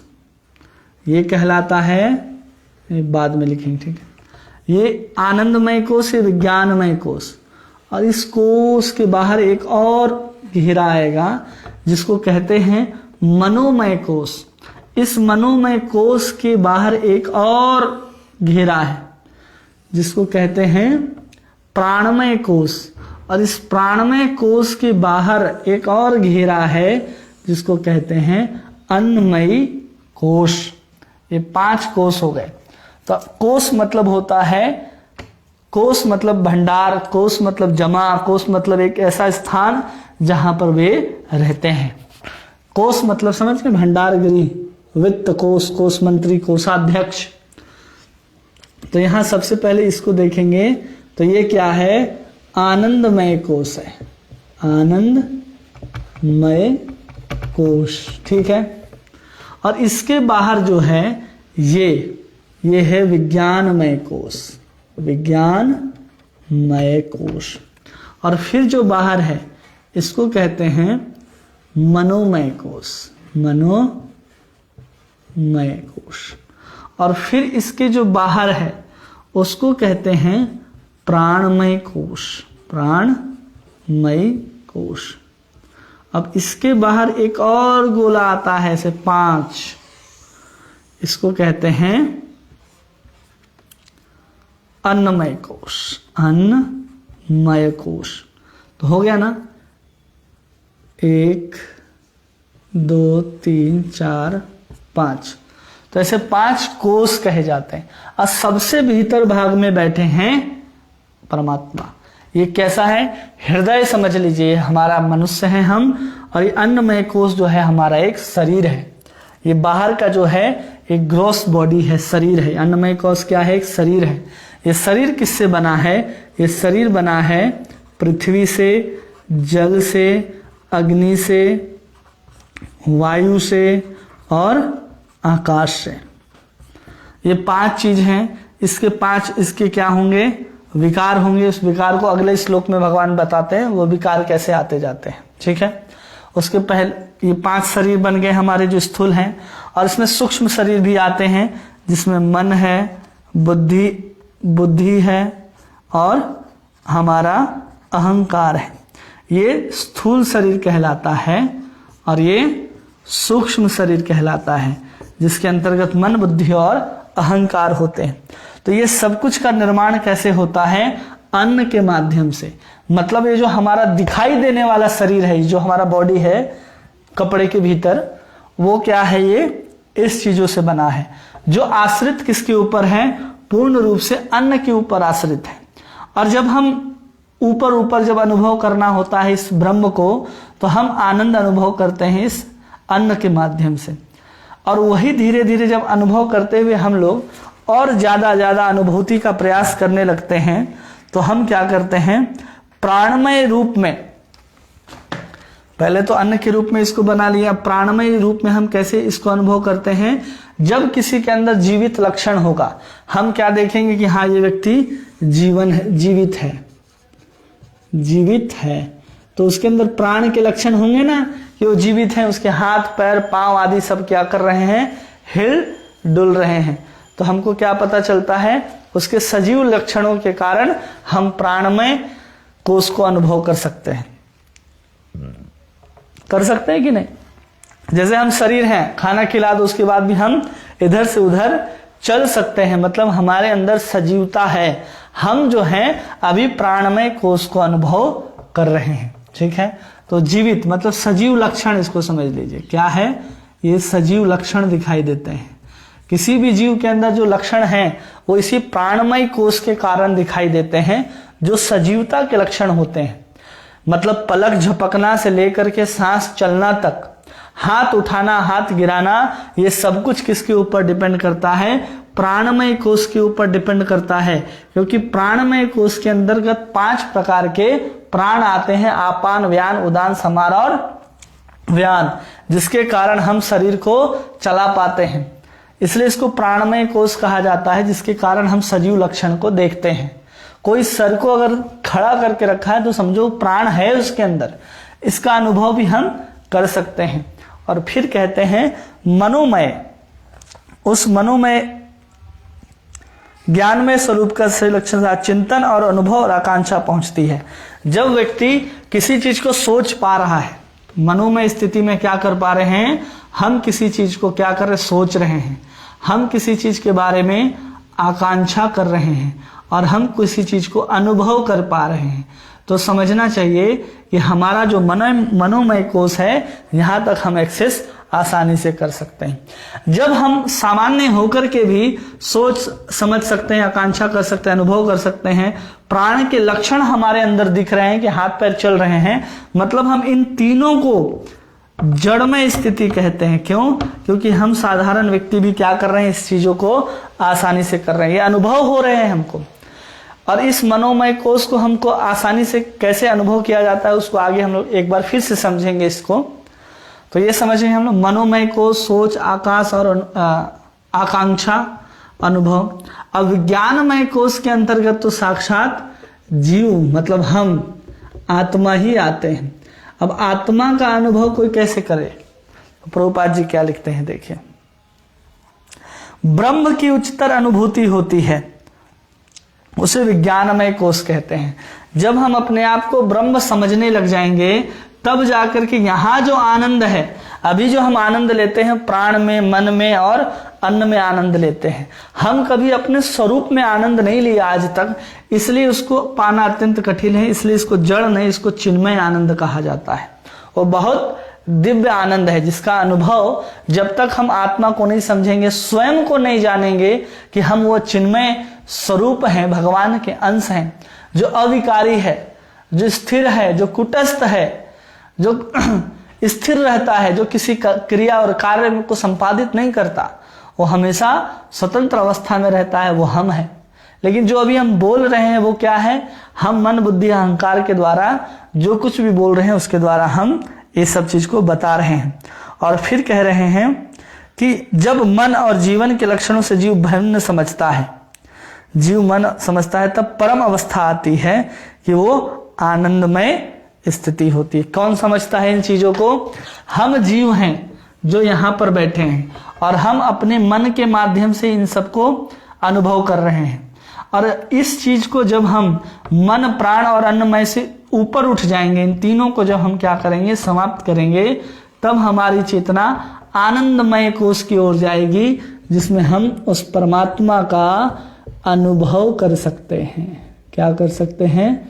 अनुभव कर सकते हैं। तो इसलिए इस अवस्था को क्या कहते हैं? ब्रह्मम पुच्छम कहा जाता है। उस ब्रह्म की अनुभूति इन 5 अवस्थाओं में होती है। तो ये समझ में आ गया आप सबको क्या है, 5 कोष हो गए। तो एक में हो गया प्राणमय कोष, अन्नमय कोष। अन्नमय कोष मतलब हमारी जो कुछ भी है, जो भी अनुभूति है कि हम खा रहे हैं, बिना खाए हम जीवित नहीं रह पाएंगे, मतलब अन्न पर आश्रित हो। किसके ऊपर आश्रित हो? अन्न के ऊपर। अन्न के ऊपर आश्रित होने वाले जो कोष है उसको अन्नमय कहा जा रहा है, क्योंकि अन्न पर आश्रित है। फिर यहाँ पर प्राणमय कोष कहा जा रहा है। इस प्राण में व्यक्ति को क्या दिखाई देते हैं? सजीव लक्षण दिखाई देते हैं। जब तक व्यक्ति के अंदर प्राण है, ये प्राण क्या होता है? इसी प्राण के कारण व्यक्ति क्या होता है? जीवित होता है। ये प्राण ही निकलता है। आत्मा निकल जाती है तो शरीर मृत हो जाता है, वो तो ठीक है, लेकिन आत्मा निकलती कब है? आत्मा निकलती ही तब है जब प्राण समाप्त होता है। मतलब जैसे इसको उदाहरण से समझिए कि एक होटल है। क्या है? होटल है। होटल में एक कमरा होता है जिसमें चेक इन और चेक आउट का टाइमिंग होता है कि हम इस कमरे में चेक इन किए हैं। क्या किए हैं? चेक इन किए। कितने बजे? 8 बजे सुबह, ठीक है। और इसका चेकआउट का टाइम होता है कि किसी होटल का क्या है? चेकआउट का टाइमिंग है। हम इस रूम के अंदर एंटर किए, मतलब आत्मा जो है वो शरीर के अंदर, ये शरीर है, वो क्या करती है? प्रवेश करती है। ये आत्मा कहाँ आ गई? यहां आ गई इस रूप में। ये कितने बजे आई? 8 बजे आई। और 8 बजे से चेकआउट करने का टाइम मान लीजिए यहां पर 11 बजे सुबह है, ठीक है। अब जब प्राणमय कोष जो है, सजीवता के लक्षण है, इस चीज का टाइम जो है निर्धारित है। ये चेक इन और चेकआउट का टाइम क्या है? यही प्राणमय है, जिसके माध्यम से आत्मा को इस समय में अंदर होना है और इस समय में बाहर होना है। तो जब इस चेकआउट का टाइम आता है, मतलब इस रूम से अब क्या करना है? उसको बाहर निकलना है। तो कब निकलेगा? 12 बजे। तो इस समय जो है 8 बजे सुबह से लेकर के अगले दिन 11 बजे तक, दिन तक, इसको क्या दिया गया है? उस कमरे का एक्सेस करने के लिए, सुविधा को यूज करने के लिए समय दिया गया है। किसके लिए? ये अन्नमय कोष जो है, अन्नमय कोष मतलब शरीर। यहां पर चेक इन और चेकआउट का टाइम फिक्स है। वो आत्मा क्या करती है? यहां प्रवेश करती है। और चेकआउट के टाइम में, मतलब मृत्यु के टाइम में, वो ये क्या है? चेक इन मतलब जन्म, समझ ले। चेक इन मतलब जन्म और चेकआउट मतलब मृत्यु। तो आत्मा यहां पर शरीर में प्रवेश करती है 8 बजे, और फिर अगले दिन क्या करना है? इसको यहां से 11 बजे निकल जाना है। तो इस प्राणमय कोष का समय निर्धारित होता है, तब जाकर के आत्मा निकलती है। ऐसा नहीं कि आत्मा निकल गया तो शरीर मर गया, ऐसा नहीं है। जिस कभी कभी रूम हम ले लेते हैं और हम जब रूम में नहीं होते हैं फिर भी तो हमारा सामान, हमारा कुछ ना कुछ वहां पर रहता है, जिसको हम कहते हैं कि 11 बजे तक हमारा चेकआउट टाइम है तो हम उसको ले जाएंगे। तो जो विस्तार करते हैं हम, किस चीज का विस्तार होता है? उस कमरे के अंदर चेतना का। वो चेतना का एक्सेस करने का हमारे पास टाइम दिया गया है। तो प्राण में जो कोष है वो हमारे शरीर के अंदर ऐसे ही चेक इन और चेकआउट टाइम है। आत्मा के निकल जाने से शरीर मृत्यु नहीं होता, प्राण के निकल जाने से शरीर मृत्यु होता है। क्योंकि आत्मा के लक्षण के स्वरूप में जरूर आता है। आत्मा चेतना देती है और चेतना के माध्यम से ही सब कुछ चल रहा है। क्योंकि हमने देखा कि सबसे भीतर परमात्मा है, फिर आत्मा है, फिर प्राण विज्ञानमय कोष है, और फिर प्राणमय कोष है, और फिर अन्नमय कोष है। तो सबसे भीतर परमात्मा बैठे हैं और फिर आत्मा का नंबर आता है। तो जब क्या होता है, ये प्राणमय कोष है, ये किसके ऊपर है?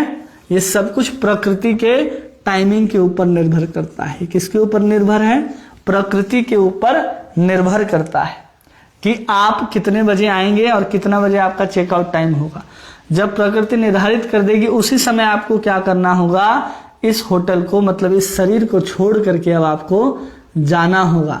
इसी को मृत्यु कहते हैं, जो केवल और केवल प्राणों के द्वारा ही होता है। और कभी कभी ऐसा होता है कि किसी किसी व्यक्ति में उस प्राण के लक्षण नहीं दिखाई देते। जो योगी जन है वो क्या करते हैं? उन सभी प्राण के लक्षण को नियंत्रित कर देते हैं और अपने शरीर को भी नियंत्रित कर लेते हैं और उस शरीर से बाहर निकल जाते हैं। कभी कभी होता है ना कि कई योगी होते हैं जो अपने शरीर को छोड़ करके किसी और के शरीर में प्रवेश कर जाते हैं, तो क्या करते हैं, अपने अन्नमय कोश को भी नियंत्रित कर लिए, अपने प्राणमय कोश को भी वो नियंत्रित कर लेते हैं। इस प्राणमय कोश के अंतर्गत हमने बताया था कि आपान, उदान, समान, व्यान और उदान, अपान, ऐसे 5 प्रकार के प्राणों का वर्णन है। इस 5 प्रकार के प्राण, और हमने बताया था 10 प्रकार के और प्राण होते हैं, धनंजय, कुर्मा आदि और सब 10 प्राण होते हैं, जिससे हमारे शरीर के सजीव लक्षण दिखते हैं। हाथ उठाना, पैर उठाना, शरीर को पचाना, ये सब किसके कार्य होते हैं, वायु के द्वारा ही होते हैं। तो इनको भी कोई व्यक्ति क्या कर लेता है, नियंत्रण में कर लेता है। किसके माध्यम से नियंत्रण होते हैं ये सब प्राण, तो ये सब प्राण जो हैं वो मनोमय कोश के द्वारा नियंत्रण होते हैं। मनोमय कोश के द्वारा ये सब भी नियंत्रित हो जाते हैं। मतलब यही क्या कर रहा है, किसी चीज को सोच रहा है, आकांक्षा करता है, और यही मनोमय कोश क्या करता है, अनुभव भी करता है। हमको अच्छा बुरा जो कुछ भी अनुभव हो रहा है, सुख दुख आदि, वो अनुभव इस कोश के माध्यम से हम करते हैं। तो उस मनोमय कोश के कारण हम इस प्राणमय कोश को नियंत्रित करते हैं। जब हम प्राण को अपने वश में कर ही लिए तो अन्न की आवश्यकता हमें नहीं रह जाती। इसलिए बहुत सारे योगी हैं जो अन्न का भी परित्याग कर देते हैं। और फिर आता है इस मन को नियंत्रित कौन करता है, तो उसको कहते हैं विज्ञानमय कोश, जो स्वयं आत्मा है। क्या है ये, आत्मा है, जिसके माध्यम से हम मन को नियंत्रित करते हैं और मन से प्राण आदि नियंत्रित हो जाते हैं।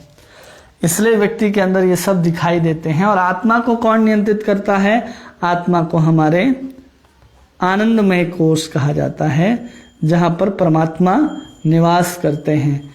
इसलिए इनको परमात्मा या कृष्ण कहिए, कृष्ण के ही अंश हैं। तो ऐसे सब कुछ नियंत्रण होता है, इनके द्वारा ये, इनके द्वारा ये, इनके द्वारा ये। लेकिन हम क्या करते हैं, इसको बाहर से नियंत्रित करने का प्रयास करते हैं, एक के बाद एक। तो जब हम बाहर से नियंत्रित करने का प्रयास कर रहे हैं तो हमें साधारण अन्न खाएंगे तो हम यहाँ तक नहीं पहुंचेंगे।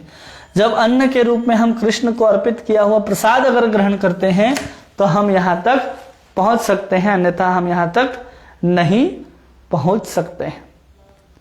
क्योंकि जो कुछ भी है हमारा वो अन्न के ऊपर ही आश्रित है। कैसे आश्रित है, तो इसको समझिए पूरे की पूरी श्रृंखला को, कि ब्रह्म से क्या होता है, ब्रह्म से पूरा प्रकृति वकृति सब आता है। उसके बाद आता है आकाश, क्या आया, उससे आकाश आया। आकाश से क्या आया, आकाश से आता है हवा, हवा से पानी, पानी से आग, आग से पृथ्वी, और पृथ्वी क्या बनती है आगे जाकर के, पौधे, और पौधे में क्या होता है, अन्न, और अन्न से क्या होता है, शरीर। तो ये श्लोक है जिसमें कहा जाता है सावा ऐसा पुरुषो अन्नः रस भवः, कि जो शरीर जो है, जो पुरुष है, और पुरुष का जो शरीर है वो कैसे बना हुआ है, वो ब्रह्म का ही स्वरूप है। वही ब्रह्म आकाश, आकाश से हवा, हवा से पानी, पानी से आग, पृथ्वी फिर पौधे के रूप में परिणित होते हैं, विकारित होते हैं, और वही फिर अन्न आदि के रूप में पौधों से जो कुछ प्राप्त होता है, जिसको हम मानव ग्रहण करते हैं, जिससे हमारा शरीर बनता है। तो ऐसे पूरा का पूरा ये वर्णन आता है, जिससे हम इस चीज को समझ सकते हैं कि ये क्या है, प्राणमय अन्नमय कोश है ये, मनोमय कोश, जिसको ज्ञानमय भी कहते हैं। ज्ञानमय क्यों कहते हैं, ज्ञानमय, तो समझ लेते हैं इसको। ये तो समझ में आया कैसे है ये सब काम कर रहे हैं, कैसे काम करते हैं हमारे शरीर के भीतर। सबसे भीतर परमात्मा, फिर आत्मा, फिर ज्ञानमय कोश, फिर प्राणमय कोश, फिर अन्नमय कोश, ऐसे 5 प्रकार के कोश हैं। और हम उसके अंदर बंद हैं, और हम बाहर से सिर्फ अनुभव कर रहे हैं, केवल और केवल मनोमय कोश तक। तो जब कहा जा रहा है ना कि ब्रह्मम पुक्षम, क्या है, कहते हैं प्रभुपाद जी कि वो जो ब्रह्म है, ब्रह्म पुच्छम, उसकी प्रतिष्ठा होती है, 5 रूप में अनुभव करते हैं। हम लोग सबसे पहले देखेंगे कोश। उस कोश का क्या होगा, एक सर भी होगा, सर के बाद उसका क्या होगा, एक दक्षिण भाग भी है, बायां मतलब दक्षिण, और एक उत्तर, और फिर एक है धड़। धड़ समझते हैं, पूरा का पूरा शरीर, और फिर उसका पूंछ, पूंछ या आश्रय, पूंछ भी कहते हैं इसको और आश्रय भी कहते हैं। ठीक है, ये 5। सबसे पहले क्या है यहां पर, कोश। तो सबसे पहले कोश को हम लिखते हैं यहां पर अन्नमय। ठीक है, फिर आता है हमारा प्राणमय, फिर आएगा हमारा मनोमय, मनोमय, फिर आता है विज्ञानमय, और फिर आता है आनंदमय, आनंदमय कोश। अब इन 5 कोशों की क्या है, सर होते हैं। तो अन्नमय कोश का जो सर है, जो हमारा सर है, वो सर यहां पर लिखा जा रहा है। क्या है ये, सर। फिर उस प्राणमय का कोई सर होगा, कुछ आधार होगा जिससे नियंत्रित होता है। तो सबसे पहली वायु जो है वो प्राण वायु कही जाती है, तो उसका सर के रूप में प्राण को जानते हैं। मनोमय, जिससे माध्यम से हम ज्ञान को अर्जित करते हैं, तो यजुर्वेद को कहा जाता है। क्या है उसका सर है, यजुर्वेद। फिर कहा जा रहा है विज्ञानमय। किसी चीज की जो विज्ञानमय को हम कैसे अनुभव कर सकते हैं उसको, तो केवल और केवल श्रद्धा होनी चाहिए। श्रद्धा से ही हम उस ब्रह्म को समझते हैं, श्रद्धा ही उस बुद्धि का आधार बनती है। और आनंदमय कोश का सबसे पहला जो सर होता है, वो होता है हमको प्रिय लगना चाहिए, पसंद होना चाहिए, प्रेम होना चाहिए, तब वो पहले चीज आते हैं। और फिर उसका दक्षिण भाग क्या है, अन्नमय का, जैसे हमारा दायां भाग बना इस हाथ के इस साइड का, तो इसलिए इसको सिर्फ लिखते हैं यहाँ पर सेम, दायां भाग का जो हमारा शरीर बना वो। और फिर प्राणमय शरीर में अगला जो प्राण आता है उसका नाम है व्यान। ये दक्षिण दिशा में घूमता है, इसलिए इस प्राण का नाम व्यान है। फिर मनोमय कोश के अंतर्गत दक्षिण दिशा में जो वेद आता है ज्ञान की दृष्टि में, उसको कहते हैं ऋग्वेद। और फिर विज्ञानमय कोश के अंतर्गत जो आता है, जिसको कहते हैं ऋत। क्या कहते हैं इसको, ऋत। ऋत का अर्थ होता है कि कोई आदेश, किसका आदेश, प्रकृति का जो नियम है उसका आदेश, प्रकृति के नियम व आदेश को हम ऋत कहते हैं। किसका नियम लागू होगा यहाँ, प्रकृति के, प्रकृति नियम और कुछ आदेश होंगे, वो आदेश का पालन ऋत के अनुसार करना होगा। फिर आता है आनंदमय कोश, जिसके अंदर बोलते हैं मोद। मोद मतलब आनंद ही होता है, ब्लिस होता है, तो अलग तरीका मोद है, अमोद प्रमोद, वो वाला मोद है यहाँ पर। फिर आता है उत्तर। उत्तर विभाग में जो अन्नमय शरीर होगा, उसका जो वस्तु जो निर्धारित होगी, जो बनेगा, वो दाहिना मतलब बायां, बायां जो हमारे शरीर का हिस्सा है उसको कहा जा रहा है। और उसका जो प्राण होगा, प्राणमय कोश का जो उत्तर भाग होगा, उसको कहा जाता है व्यान उदान। क्या कहा जाएगा इसको, उदान। और फिर मनोमय कोश का उत्तर भाग होगा, जिसको कहते हैं सामवेद। क्या होगा ये, सामवेद। और फिर विज्ञानमय कोश का आएगा योग। क्या आएगा, योग। उत्तर, पूर्व और दक्षिण और उत्तर। और फिर आनंदमय कोश के अंदर मोद, और फिर आता है प्रमोद। ये क्या है, उत्तर। और धड़ की जब बात आती है, तो धड़ जो हमारा धड़ जो है नीचे का हिस्सा, वो अन्नमय कोश जो है वो धड़ ही बनाता, अन्न ही बनाता है। और फिर उस प्राणमय कोश का जो धड़ है पूरा का पूरा, जहां वो घूमेगा, वो कहाँ घूमेगा, आकाश होना चाहिए, मतलब खाली जगह होना चाहिए। और फिर इसका धड़ क्या है, इन सब का वेदों का तो केवल और केवल आदेश है। आदेश के माध्यम से हम ज्ञान को अर्जित और समाहित कर सकते हैं। और फिर है इसका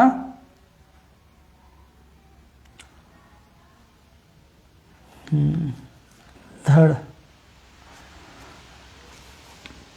विज्ञानमय कोश का है यहाँ पर सत्य और यहाँ पर है योग। और फिर आनंदमय कोश का आता है आनंद। क्या आता है? आनंद।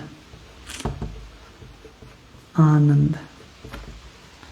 और फिर पूछ या आश्रय जिसको कहा जाता है, वो आश्रय क्या है? पूछ ही, आश्रय ही लिखा गया है यहाँ, पूछ।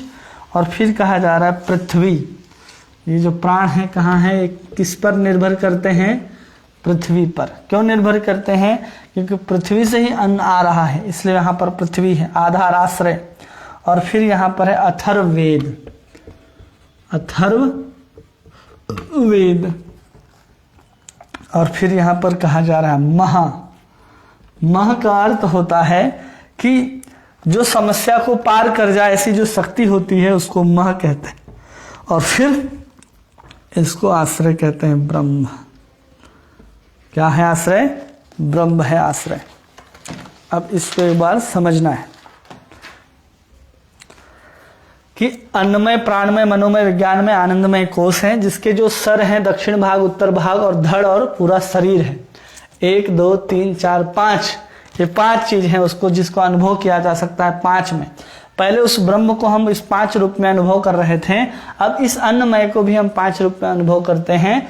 तो हम अपने शरीर में जो कुछ ग्रहण करते हैं उसको हम यहाँ सर तक पहुंचाते हैं और फिर अनुभव करते हैं, जिससे हमारा शरीर भी निर्माण होता है। और फिर पृथ्वी जो है अन्न का आधार बनती है, और आकाश जो खाली जगह है वो आधार बनती है, जिसके ऊपर आकाश जो खुला जगह है, जिसके ऊपर 5 प्रकार के प्राण वायु जो हैं वो हमारे शरीर के चारों तरफ घूमते हैं, जिससे प्राणमय कोश का निर्माण होता है। और अलग अलग प्राण के माध्यम से हम जिसको अनुभव करते हैं। जब ये समाप्त होगा तो आश्रय पृथ्वी में वो समाप्त हो जाता है। मनोमय कोश, मतलब इसको ज्ञानमय कोश भी कहते हैं। और ये ज्ञान सब कहाँ से आएंगे? तो यहाँ चारों वेदों का कहा गया है। सबसे पहले यजुर्वेद, ऋग्वेद, सामवेद और अथर्ववेद। और धड़ पूरा का पूरा आधार जो बनता है किसी चीज का, वो बन रहा है आदेश के द्वारा। फिर विज्ञानमय कोश जिसको कहा जाता है जीव है, वो सबसे पहले क्या आता है? श्रद्धा। श्रद्धा आधार है। और फिर रित है, दक्षिण, मतलब प्रकृति का जो नियम आदेश होगा वो इसका विज्ञानमय कोश का।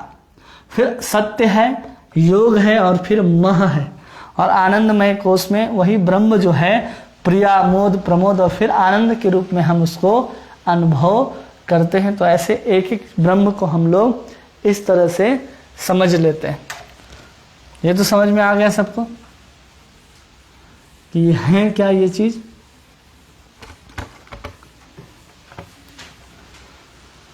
ये 5 प्रकार के हमारे कोश हैं। मतलब एक शरीर अगर समझा जाए तो उस शरीर के अंदर सबसे भीतर जो कोई बैठा होगा वो आत्मा, परमात्मा। फिर आत्मा, फिर उस चीज को हम ज्ञान के माध्यम से अनुभव करते हैं। वो ज्ञान क्या करता है? सोचने की शक्ति, अनुभव करने की शक्ति, जो जानते हैं, देखे हैं, सुने हैं, उसी के आधार पर हम आकांक्षा करना शुरू करते हैं, डिजायर्स बनाना शुरू करते हैं। और फिर वही, और जब बाहर आते हैं उससे जब धीरे धीरे, तो फिर बनता है हमारा प्राणमय कोश, जिससे हमारे सजीव लक्षण, हमारा हाथ पैर चलना, बोलना, सुनना, ये सब उस प्राण से ही, प्राण वायु के ऊपर ही निर्भर करते हैं। और फिर उस प्राण के बाद आते हैं अन्न, मतलब ये शरीर, ये ढांचा। अंदर से उस चीज को पकड़ रखा है परमात्मा ने, और बाहर से हम उसको अन्न के रूप में पोषण करते हैं इस शरीर को। इसलिए हम उस चीज को अगर अनुभव करना चाहते हैं तो सबसे पहले इस शरीर के माध्यम से जो कुछ भी हम खाते हैं तो हम उसको अन्न के रूप में ग्रहण करते हैं। वही अन्न को हम ब्रह्म के रूप में भी समझते हैं और अनुभव भी करते हैं। और फिर धीरे धीरे हम अंदर प्रवेश करते जाते हैं, तो फिर ज्ञानमय कोश तक पहुंचते हैं। फिर जाकर के ज्ञान होता है कि जो हम जो हैं ये शरीर ना होकर के हम एक आत्मा हैं। तो हम उस प्राण और अन्नमय कोश से ऊपर उठ जाते हैं, तब जाकर के हम उस विज्ञानमय कोश में अवस्थित होते हैं। और विज्ञानमय कोश में अवस्थित होने के बाद जब अपने आप को हम ब्रह्म समझते हैं तब हमारी दृष्टि उस आनंदमय कोश की तरफ जाती है। मतलब आनंदमयो अभ्यासात, मतलब भक्ति के माध्यम से हम उस परमात्मा को जान सकते हैं, सुन सकते हैं, समझ सकते हैं, देख सकते हैं, अनुभव कर सकते हैं। ये सब कुछ हम वहां पर पहुंचने के बाद कर सकते हैं। ऐसे 5 प्रकार के कोशों का वर्णन छांदोग्य तैत्तरीय उपनिषद के अंतर्गत आता है, जिसको हम थोड़ा संक्षेप में समझाने का प्रयास किए। तो आज के लिए बस इतना ही। आप सभी का बहुत बहुत धन्यवाद। कल हम लोग फिर आगे के श्लोकों को देखेंगे, 6, 7 और फिर 7 से 8 से 16 या 15 जो भी है हम लोग उसको देखेंगे। हरे कृष्णा।